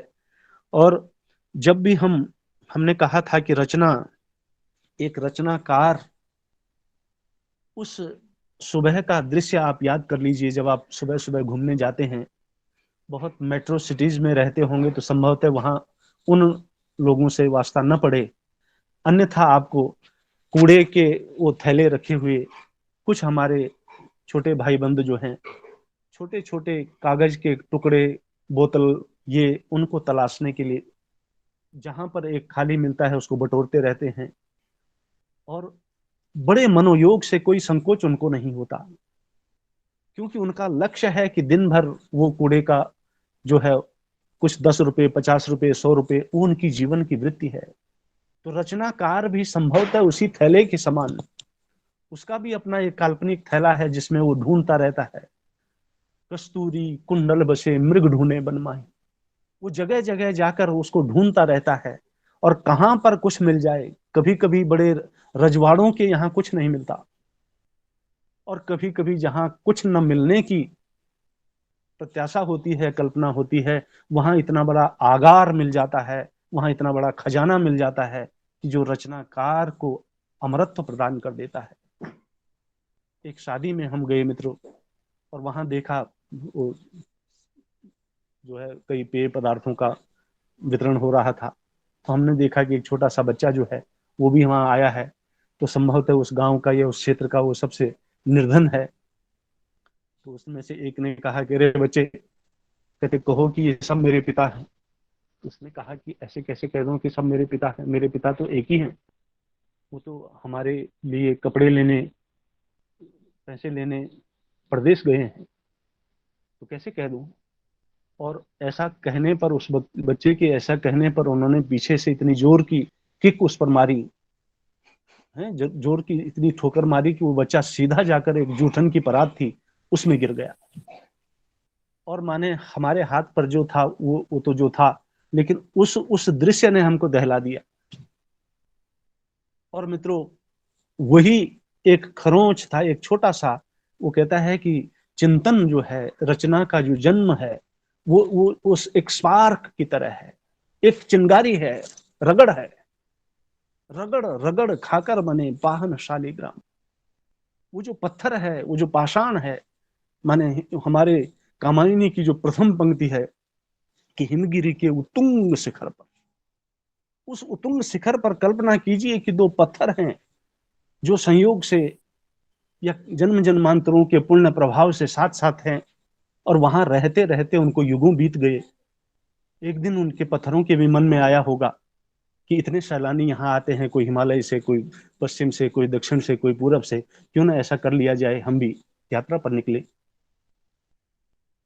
दोनों ने एक दूसरे की बात मानी होगी और दोनों ही लुढ़क गए होंगे और कहा होगा कि गंगा यहाँ से गंगा सागर तक जाती है, तो क्यों ना इसी हमारा उद्गम स्रोत हम इसके रहे हैं, तो इतना तो हम पर रहम करेगी, हमको वहां तक पहुंचाएगी तो सही। दोनों लुढ़क गए होंगे और लुढ़कते लुढ़कते जब भीषण प्रवाह में आए होंगे तो उसमें से एक मित्र को लगा होगा कि यार हमारा जीवन इससे अच्छा तो वही अच्छा था, न किसी की मार खाते थे, न कहीं पिटते थे, न कहीं कोई चपेट पानी की थपेड़ा कहीं कोई मारता था, सुंदर ऊपर बैठे रहते थे, दृश्य देखते थे संसार को। उसने कहा कि मित्र ऐसा है, मैंने तो तुम्हारी बात मानकर गलती कर दी, ये त्रुटि हो गई, अब ऊपर तो मैं जा नहीं सकता, हाथ पांव तो है नहीं, अब ऐसा करता हूं तुमसे अलविदा लेता हूं, मैं यहीं रहता हूं। उसने कहा मित्र ऐसा मत करो, जब मन संकल्प लिया है तो पूरा होना चाहिए। उसने कहा मेरी सामर्थ्य नहीं है, मैं तो 2-4 थपेड़े खाकर के ही जो मैं लाइन पर लग गया हूं, और मुझे यहाँ किनारे रह जाना ठीक है, तुम निकलो। और वो जो है एक मित्र छूट गया, पत्थर मित्र, और दूसरा पत्थर मित्र चल पड़ा। चलते चलते थपेड़े खा रहा है, यहां से वहां, वहां से यहां। जब चला था 20 किलो का था, और जब गंगा सागर पहुंचा तो 20 ग्राम का रह गया। रगड़ रगड़ खाकर बने पाहन शालिग्राम। वो जो पत्थर है उसके साथ का वो मित्र, उस पर कोई खरोंच नहीं आई है, वो यथावत है। 20 किलो था तो 20 ही किलो आज भी है, वहीं पर है किनारे पर।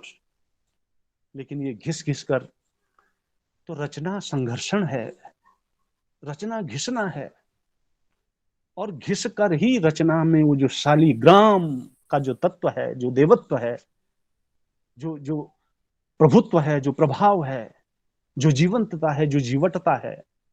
क्योंकि रचना, मैं कह रहा था कि माने पिता रचना का पालन एक पुत्री की तरह करता है, और इतने लालन, उसके लालन पालन पर जितनी उसकी क्षमता है, जितनी दक्षता है, वो सब कुछ लगा देता है।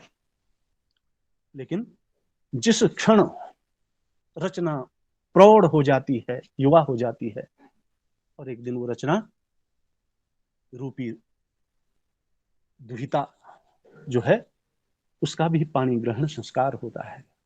उसका पाणी ग्रहण संस्कार हमारी पत्रिका है। जिस दिन पिता की पुत्री जो रचना है, उसका पाणी ग्रहण संस्कार किसी पत्र या पत्रिका में हो जाता है, उस दिन वो अपने स्वसुर गृह की रचना हो जाती है। तब तक वो व्यष्टि परक रचना थी, अब वो समष्टि परक है, अब वो सबकी है। अब उसके पिता भूल गए, अज्ञेय जी का जो नाम का उल्लेख है, वो रचना ने नामकरण करवा दिया। रचना में उतना उत्कर्ष था कि जैनेन्द्र जी को, प्रेमचंद जी को रचना का मोह जो है, उन्होंने कहा अगर कोई नाम नहीं है तो अज्ञेय दे दो, और वही नाम हो। तो रचना अपना अस्तित्व निर्धारित करती है, निर्मित करती है। तो वो जो जीवन मूल्य है रचना, तो उस उत्कर्ष में मित्रों, हमारा एक उपन्यास है 272 पृष्ठों का है, टुकड़ा टुकड़ा संघर्ष। जो व्यथा बताई कि वो बच्चे का, उसके पीछे वो ठोकर, और उस ठोकर को वहां 10 लोग थे, 15 लोग थे, किसी को कुछ नहीं हुआ, लेकिन हम तब तक चुप नहीं बैठ सके जब तक ऐसा न लगा कि उस बच्चे का मैंने अब पूरा कर्जा उतार दिया है। तो रचनाकार के ऊपर एक अपने समाज का, एक अपने भाव का, एक अपनी अनुभूति और अभिव्यक्ति का एक बहुत बड़ा बोझ होता है, कर्जा होता है। और उस कर्जे को जिस दिन वो निकाल देता है, चुकत कर देता है, वो बहुत बड़ा दायित्व से जो है ऋण से ऋण हो जाता है। मुझे लगता है कि जब बाद में कमलेश्वर जी का वो कितने पाकिस्तान छप कर आया, तो मुझे अपना वो प्रसंग, वो प्रश्न याद आया कि कमलेश्वर जी ने क्यों कहा होगा कि मेरे भीतर पाकिस्तान उमड़ घुमड़ रहा है। माने रचनाकार कई दिनों तक और कभी कभी कई महीनों तक और कभी कभी कई वर्षों तक। मैंने एक अपना उपन्यास जनवरी 2002 में प्रारंभ किया था मित्रों। उसके बाद ये 20, 50, 25 कई पुस्तकें आ गई, ये हो गया वो हो गया, वो पूरा नहीं हुआ।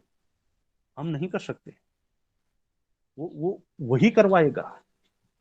क्योंकि ये रचना का जो अनुबंध है, ये रचना जो है, रचना के लिए कोई उम्र नहीं है कि 60 साल के बाद अब रिटायर हो गए।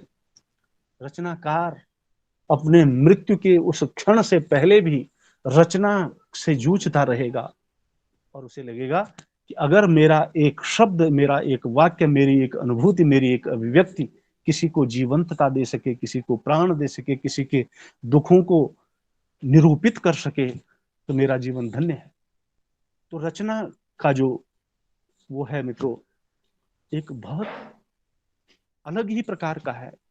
उन दिनों अपने मधुशाला और उनके बच्चन जी के उनको पढ़ते थे, बड़ा मन ऐसा होता था कि अगर मैं उनके आसपास होता तो मैं उनके पास चला जाता।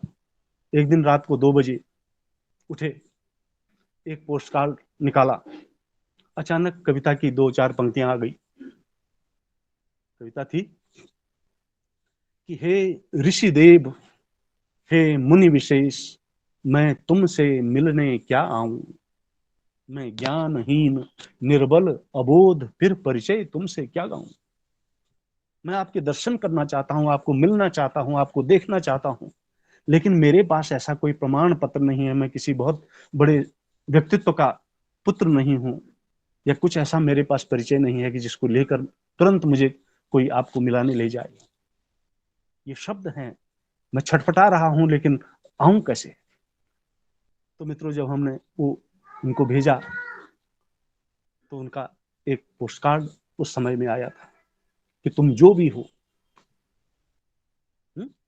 तुम जो भी हो, तुम्हारे लिए ये द्वार खुले हैं हर क्षण हर पल। तो कहने का तात्पर्य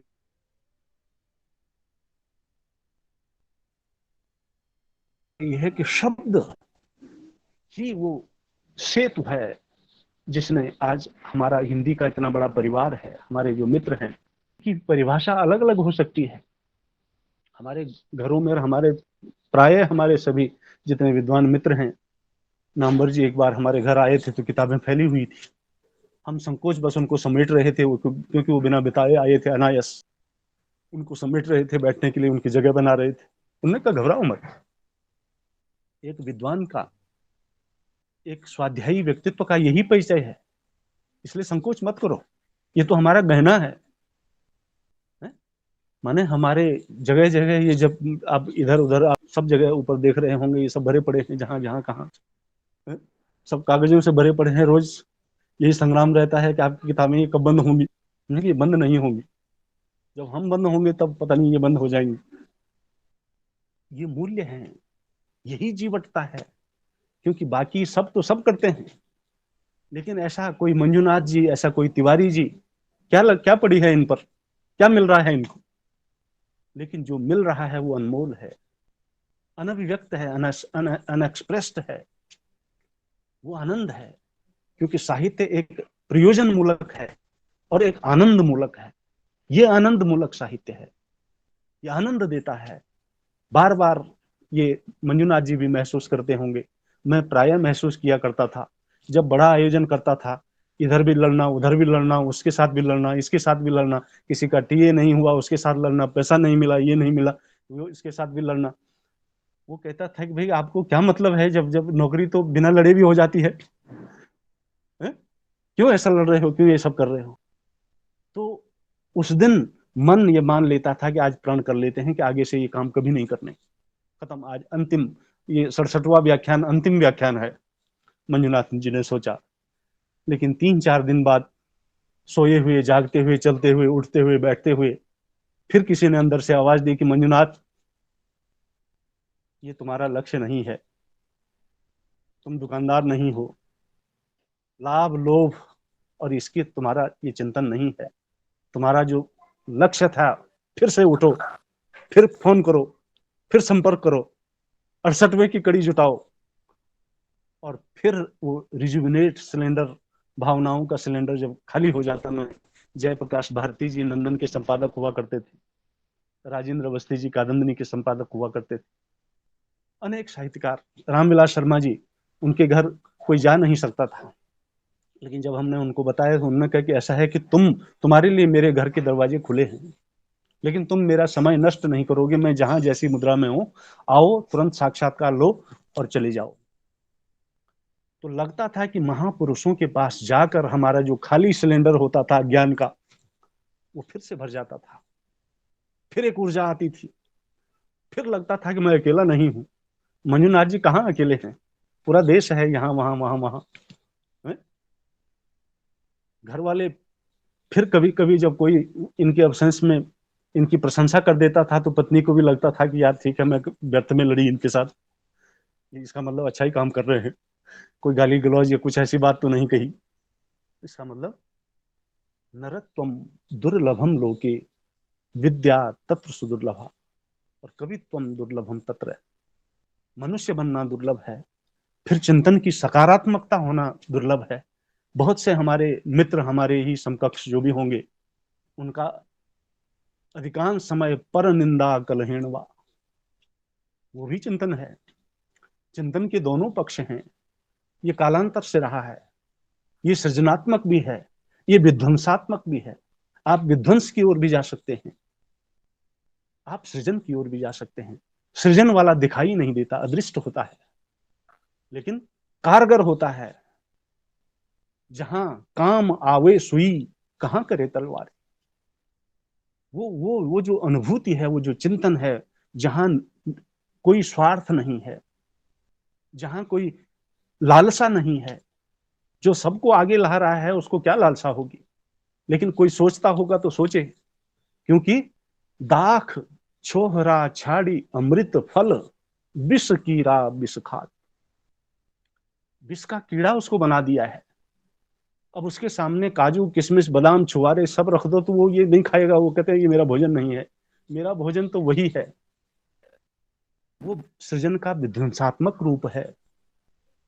ये सृजन लगता है कि हमारा सब कुछ खाली हो रहा है, समय भी खाली हो रहा है, पैसा भी खाली हो रहा है, ये भी खाली हो रहा है।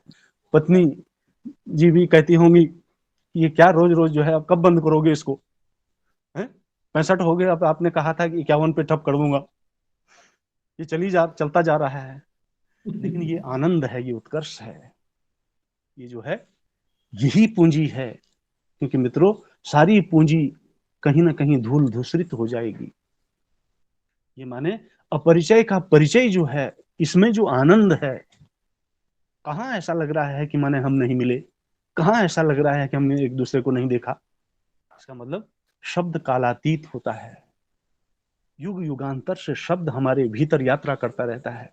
शब्द भी एक यात्री होता है, और ये रचना, ये जीवंतता, ये जीवटता तो कभी न कभी किसी न किसी रूप में, समय की क्या स्थिति है डॉक्टर साहब, ऊपर है नीचे है? सर अभी कोई सवाल हो तो हम ले लेते हाँ हैं सर। हाँ, ऐसा ऐसा कर लें, क्योंकि ये तो अनंत है, इसका तो कहीं हाँ है? विराम नहीं होगा। सर।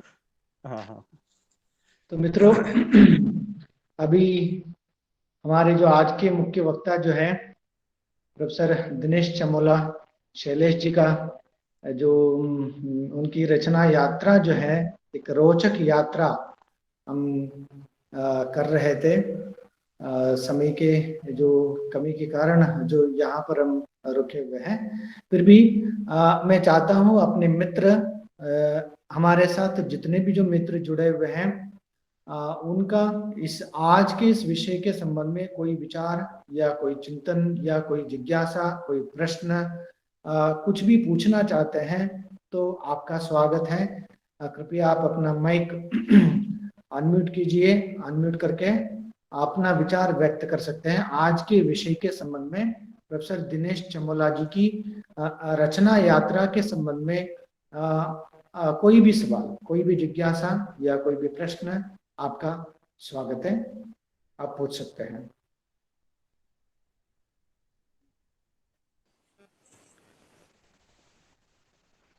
जी नमस्कार। नमस्कार, नमस्कार, आपका स्वागत है। नमस्कार। हाँ, मैं डॉक्टर प्रशांत पटना बिहार से बोल रहा हूँ सर। मैं लगातार सर को सुन रहा हूँ, और एक रचनाकार की रचना धर्मिता जो होती है उसमें जो संवेदना है, मैं लगातार यहाँ, हालांकि बिहार में नेटवर्क कनेक्टिविटी है इशू, फिर भी मैं बार बार जुड़ रहा हूँ, बार बार कट रहा हूँ।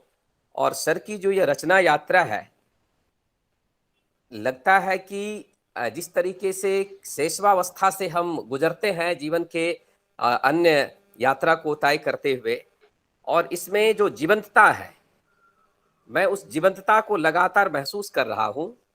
सर, एक रचनाकार की रचना धर्मिता का आकलन चाहे जो व्यक्ति करे, मैं इस आकलन के पक्ष और विपक्ष में नहीं हूं, लेकिन आपने जिन जिन तथ्यों को समेटने की कोशिश की है वह आपकी अपनी निजी कमाई और आपकी मौलिकता है। मैं बहुत छोटा हूं उम्र में, मैं साधुवाद तो नहीं कह सकता हूं, मैं आभार व्यक्त करता हूं कि मुझे आज सुअवसर मिला कि मैं आपके संपर्क में काफी अच्छी अच्छी चीजों को जान पाया और अपने ज्ञान का वर्धन किया। मैं साधुवाद करता हूं आपका। धन्यवाद। धन्यवाद प्रशांत जी। और मुझे लगता है कि रचना का यही प्रसाद होता है। जी जी। हाँ, आप कुछ कह रहे हैं डॉक्टर साहब? नहीं सर, आप आगे बढ़िए सर। हाँ हाँ हाँ, तो रचना का डॉक्टर साहब यही प्रसाद होता है। आपके प्रश्न से पहले थोड़ा सा एक और, उन दिनों मतलब हमने कोशिश की, मतलब मेरी रचना का, जैसे डॉक्टर साहब ने बताया, व्यंग्य, बाल साहित्य, कविता, समीक्षा, उपन्यास, एकांकी आदि कई विधाएं रही, व्यंग्य यात्रा भी रही, दोहा सभी रहा। तो एक बार एमए में पढ़ रहा था, वो दौर था बहुत ही अराजकता का दौर था, पंजाब में उग्रवाद का दौर था।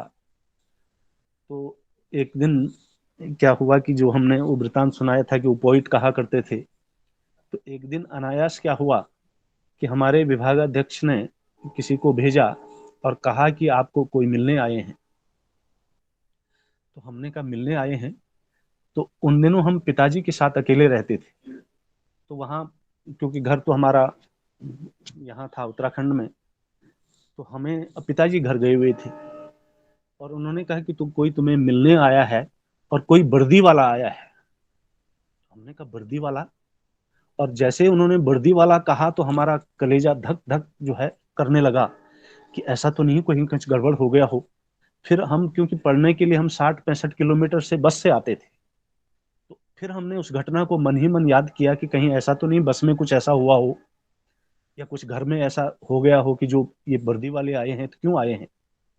तो जैसे डरते डराते जो है, मतलब एक अपराधी की तरह, बहुत मतलब हम जिसको कहते हैं कुब्बा हो जाना है, उसकी तरह उनके सामने गए और इतने घबराए हुए कि हमें लगा कि अब पता नहीं क्या हो गया है, क्या तो हमारे घर में कुछ हो गया है या कहीं संबंध में कुछ हो गया है।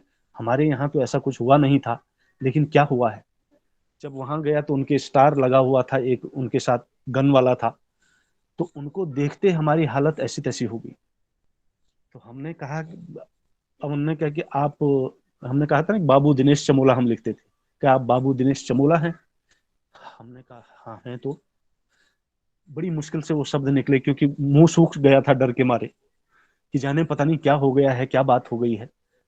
तो हमने कहा कि ऐसा ना हो कि सबके सामने कह दें कुछ ऐसी बात हो। तो हमने उनको हाथ से संकेत किया कि ऐसा करते हैं कि नीचे चलते हैं, हाथ से ही संकेत किया, शब्द नहीं निकले।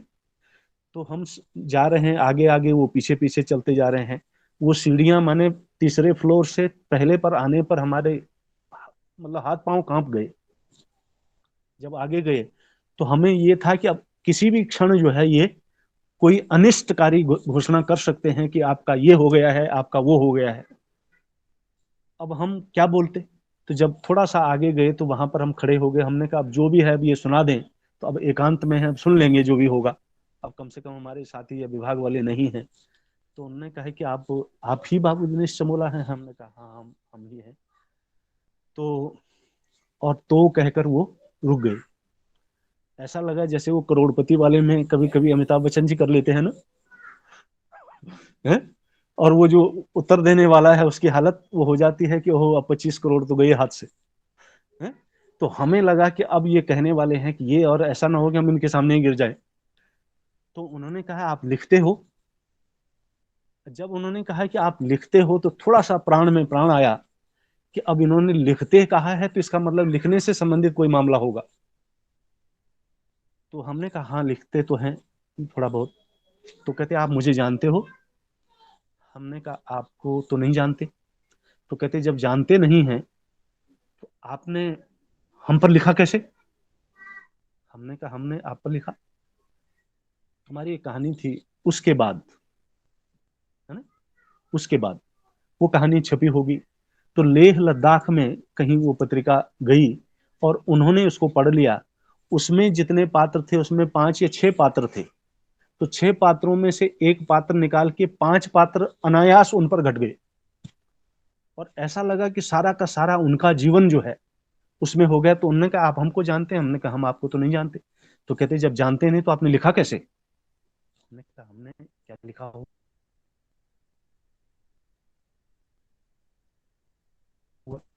ऐसा तो कुछ भी नहीं लिखा। तो उन्होंने कहा कि आपने कहानी लिखी? हमने कहानियां तो हम छोटी मोटी लिखते रहते हैं। आपके पास समय है या क्या है? नहीं, कहते आज तो हम आप ही के साथ रहेंगे। तो हमने कहा हम जहाँ रहते हैं वहां तो रहने के लिए जगह भी नहीं है और हम अकेले हैं वहां से। कहते कोई दिक्कत नहीं, हम आपके साथ चलेंगे।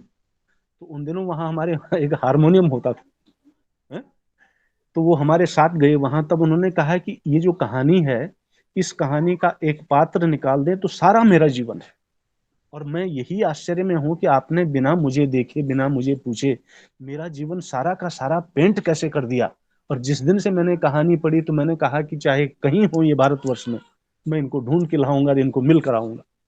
तो मित्रों उस दिन वो फिर हमारे उस कमरे पर आए। वहां रात भर हारमोनियम जाने क्या क्या जो भी रहा होगा। तो उन्होंने कहा है मैंने कई लड़ाइयां लड़ी हैं, खून के ऊपर, शवों के ऊपर मैं चलता रहा हूं, लेकिन मेरी आंखों में कभी आंसू नहीं आए। लेकिन आपकी रचना पढ़कर जो है, मैं अपने इस वीर हृदय को रोक नहीं सका और मैं आपकी तलाश में चल पड़ा। तो कहने का तात्पर्य केवल इतना था कि ये रचना है, माने हम कुछ नहीं हैं। मेरे एक मित्र हैं वो लिखते हैं कि हम निरी माटी की काया हैं, हमारे प्राण तुम थे। रचना प्राण है और ये बिना उसकी कृपा से नहीं होता। और ऐसे अनेक बार हुआ, अनेक कहानियां ऐसी हुई जिनके वो किरदार जो है, मतलब वो दावे के रूप में आ गए कि ये मेरी कहानी है, जबकि मैंने उनको कभी देखा नहीं, कभी सुना नहीं, कभी ये नहीं हुआ। तो ऐसा भी होता है। और जब ऐसा होता है तो अभी प्रशांत जी जो कह रहे थे, ये कमाई है, यही पूंजी है। आप हमारे, माने मैं जो कह रहा हूं कि ये क्या छोटी पूंजी है? हाँ, अगले हमारे मित्र कुछ कहना चाह रहे थे। और कोई मित्र कुछ अपनी बात रखना चाहते हैं? कोई जिज्ञासा, कोई प्रश्न? और एक क्योंकि एक मित्रों दो साढ़े प्रश्न सात ले लेंगे। हाँ हाँ, हाँ 7:30 सर। बजे से एक और अन्य कार्यक्रम भी है हाँ मुझे, हाँ, कल की बस बस सूचना थी, एक आज ही है। एक ही प्रश्न, हाँ हाँ एक ही हाँ, नहीं प्रश्न पूछे, अगर कोई किसी दिक्कत का नहीं है। हाँ कुछ। किसी का कोई प्रश्न हो तो एक ही प्रश्न ले लेते हैं, क्योंकि सबको जाना है। कोई भी कोई पूछना बात नहीं, चाहते दो हैं? तीन अगर कोई हो, कोई चल सकता है। हाँ हाँ सर, हाँ, ठीक है ठीक है। कोई भी अपना विचार, कोई भी जिज्ञासा क्योंकि या कोई अब आप शायद प्रश्न? नहीं कहेंगे कि आपने 15 मिनट विलंब से शुरू किया था। है? हाँ शायद नहीं, हमने बिल्कुल उसका, बिल्कुल हाँ 15 मिनट विलंब से ही शुरू हुआ था, क्योंकि तकनीकी वजह से जो ऐसा हुआ था। हाँ, आप कह रहे थे कुछ। हाँ कहिए डॉक्टर साहब। कोई कुछ पूछना चाहते हैं तो आपका आपका स्वागत है। माइक जो,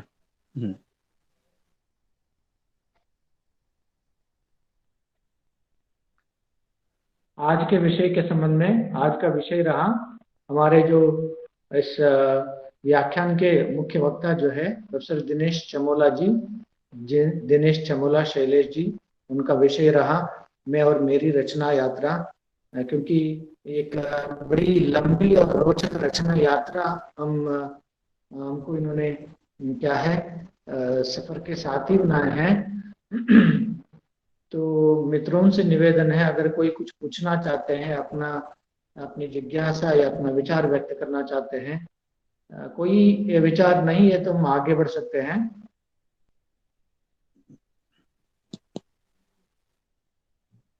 तो मित्रों, आज का विषय रहा मैं और मेरी रचना यात्रा, प्रोफेसर दिनेश चमोला जी। मैं आगे बढ़ता हूं। आगे बढ़ते हुए मैं आज के जो इस कार्यक्रम के मुख्य वक्ता जो हैं और इस कार्यक्रम के संबंध में धन्यवाद देने के लिए श्री लाल बहादुर शास्त्री महाविद्यालय गोंडा के हिंदी विभाग के विभागाध्यक्ष डॉक्टर शैलेंद्र नाथ मिश्र जी से निवेदन करता हूं कि वे आए और आज के इस कार्यक्रम में धन्यवाद समर्पित करें। जी बहुत बहुत धन्यवाद। तिवारी जी, आवाज आ रही है? आपका स्वागत है सर। हाँ, आ रही है। हाँ सर, आप गंगा कावेरी व्याख्यान माला के 66वें व्याख्यान के रूप में आज डॉक्टर दिनेश चमोला शैलेश जी का जो व्याख्यान हुआ, यद्यप शीर्षक उसका मैं और मेरी रचना यात्रा रही है, लेकिन एक रचनाकार का जीवन कितना पारदर्शी, पवित्र और ईमानदार हो सकता है। रचना प्रक्रिया को लेकर के साहित्य में चिंतन बहुत कम हुआ है और इस तरह के व्याख्यान के द्वारा रचनाकार की उस यात्रा को, जो शब्द की यात्रा रचनाकार ने स्वयं बताई है, हर शब्द का एक जीवन है, हर शब्द की एक यात्रा है। उस यात्रा में कहाँ से कौन से शब्द मिले, कौन सी संवेदना मिली और कैसे जीवन की यात्रा करते करते सृजन की यात्रा पे आप आगे बढ़े, बड़ी संवेदना के साथ एक बेजोड़ व्याख्यान आज का रहा है। मैं डॉक्टर दिनेश चमोला जी के इस ईमानदारी, पारदर्शिता और उनके इस संघर्ष को, जिसको उन्होंने पल पल अपने अपने सारे दर्दों को, अपने सारे जो है उन सामाजिक विसंगतियों को, उन कटुताओं को जो उनके साथ हुआ, उन सबको पचा करके उन्होंने जो सृजन का नवनीत दिया और जिस तरीके से जो जो चीजें उन्होंने बताई, अपने घटनाक्रम को जोड़ा उन्होंने रचनाओं से, वो सब बड़े प्रेरक और बड़े अद्भुत रहे हैं। किसी भी रचनाकार के जीवन में इस तरह के संघर्ष को जानने के बाद जो हमारे रचनाकार हैं, जो हमारे पाठक हैं, उनको कितनी प्रेरणा मिलेगी, कितनी स्फूर्ति मिलेगी, उनकी जीवंतता कैसे बढ़ेगी, ये सब बड़ा अद्भुत है। आज का ये व्याख्यान सचमुच अपने में बेजोड़ है। डॉक्टर दिनेश चमोला जी ने कई क्षेत्रों में काम किया है, विभिन्न विधाओं में काम किया है। मैं उनका हृदय से प्रणाम करता हूँ। उन्होंने जब चौखंबा का चित्रण किया और ये बताया कि हिमालय ने जैसे सोने का मुकुट पहन लिया हो, वहां से चल करके आपने तमाम सारी चीजें जो आपने गढ़वाली से यात्रा शुरू की और फिर तमाम साहित्यकारों के रचना यात्रा को समझने के लिए उनका साक्षात्कार लिया।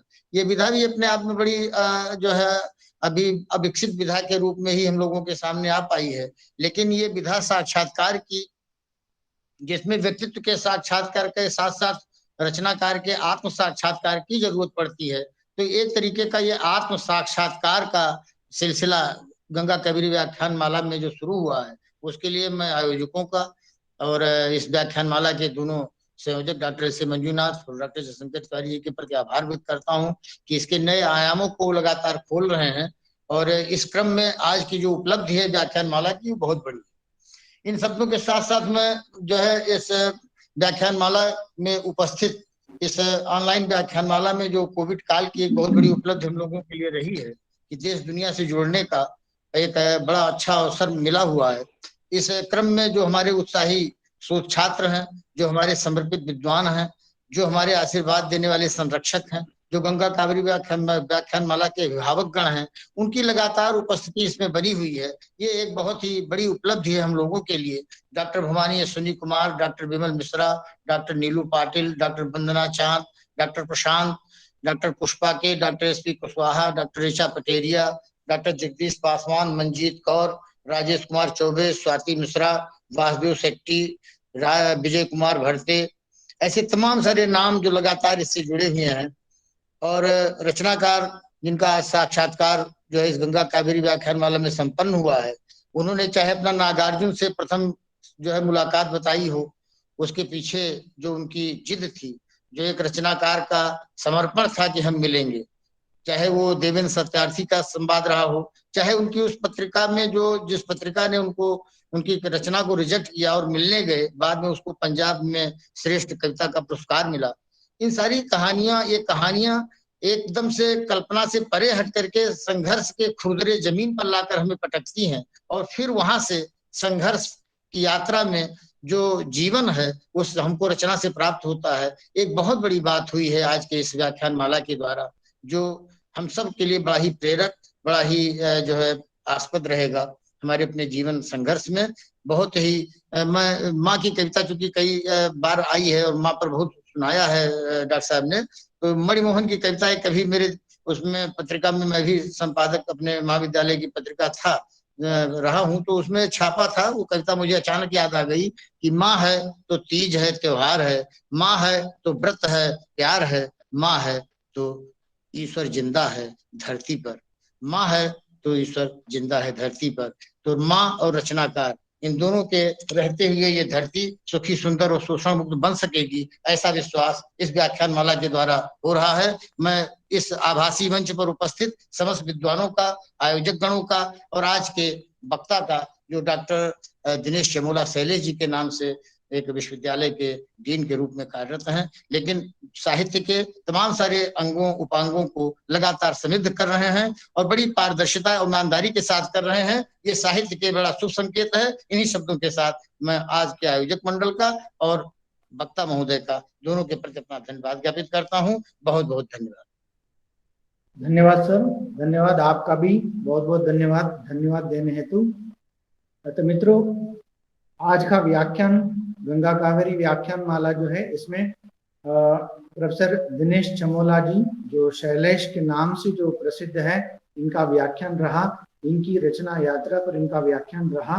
तो इस व्याख्यान में हमारे साथ जितने भी जो शोधार्थी हो, प्राध्यापक बंधु हो या हिंदी प्रेमी जितने भी जुड़े हुए हैं, उन सभी के जुड़ने से हम प्रोत्साहित होते रहे हैं। इन सभी का मैं अपने आयोजक मंडल की ओर से, अपने कॉलेज की ओर से, SLBS कॉलेज गोंडा और मेरे जो संघ जो है मंगलूर विश्वविद्यालय हिंदी अध्यापक संघ, इन सभी की ओर से मैं हृदय से आभार व्यक्त करता हूँ, सभी को धन्यवाद देता हूँ। मैं फिर एक बार आज के मुख्य वक्ता प्रोफेसर दिनेश चमोला जी का मैं हृदय से आभार प्रकट करता हूँ, क्योंकि इन्होंने अपनी कीमती वक्त निकाल करके हमारे साथ इस अपनी रचना यात्रा का जो विवरण देने के लिए हमारे साथ उपस्थित हुए। उन सभी का, इनका भी मैं और अभी सभी साथियों का मैं धन्यवाद देता हूँ, सभी को धन्यवाद। इसके साथ साथ मैं आज के इस व्याख्यान की समाप्ति की घोषणा करता हूँ। सभी को धन्यवाद, सभी को नमस्कार।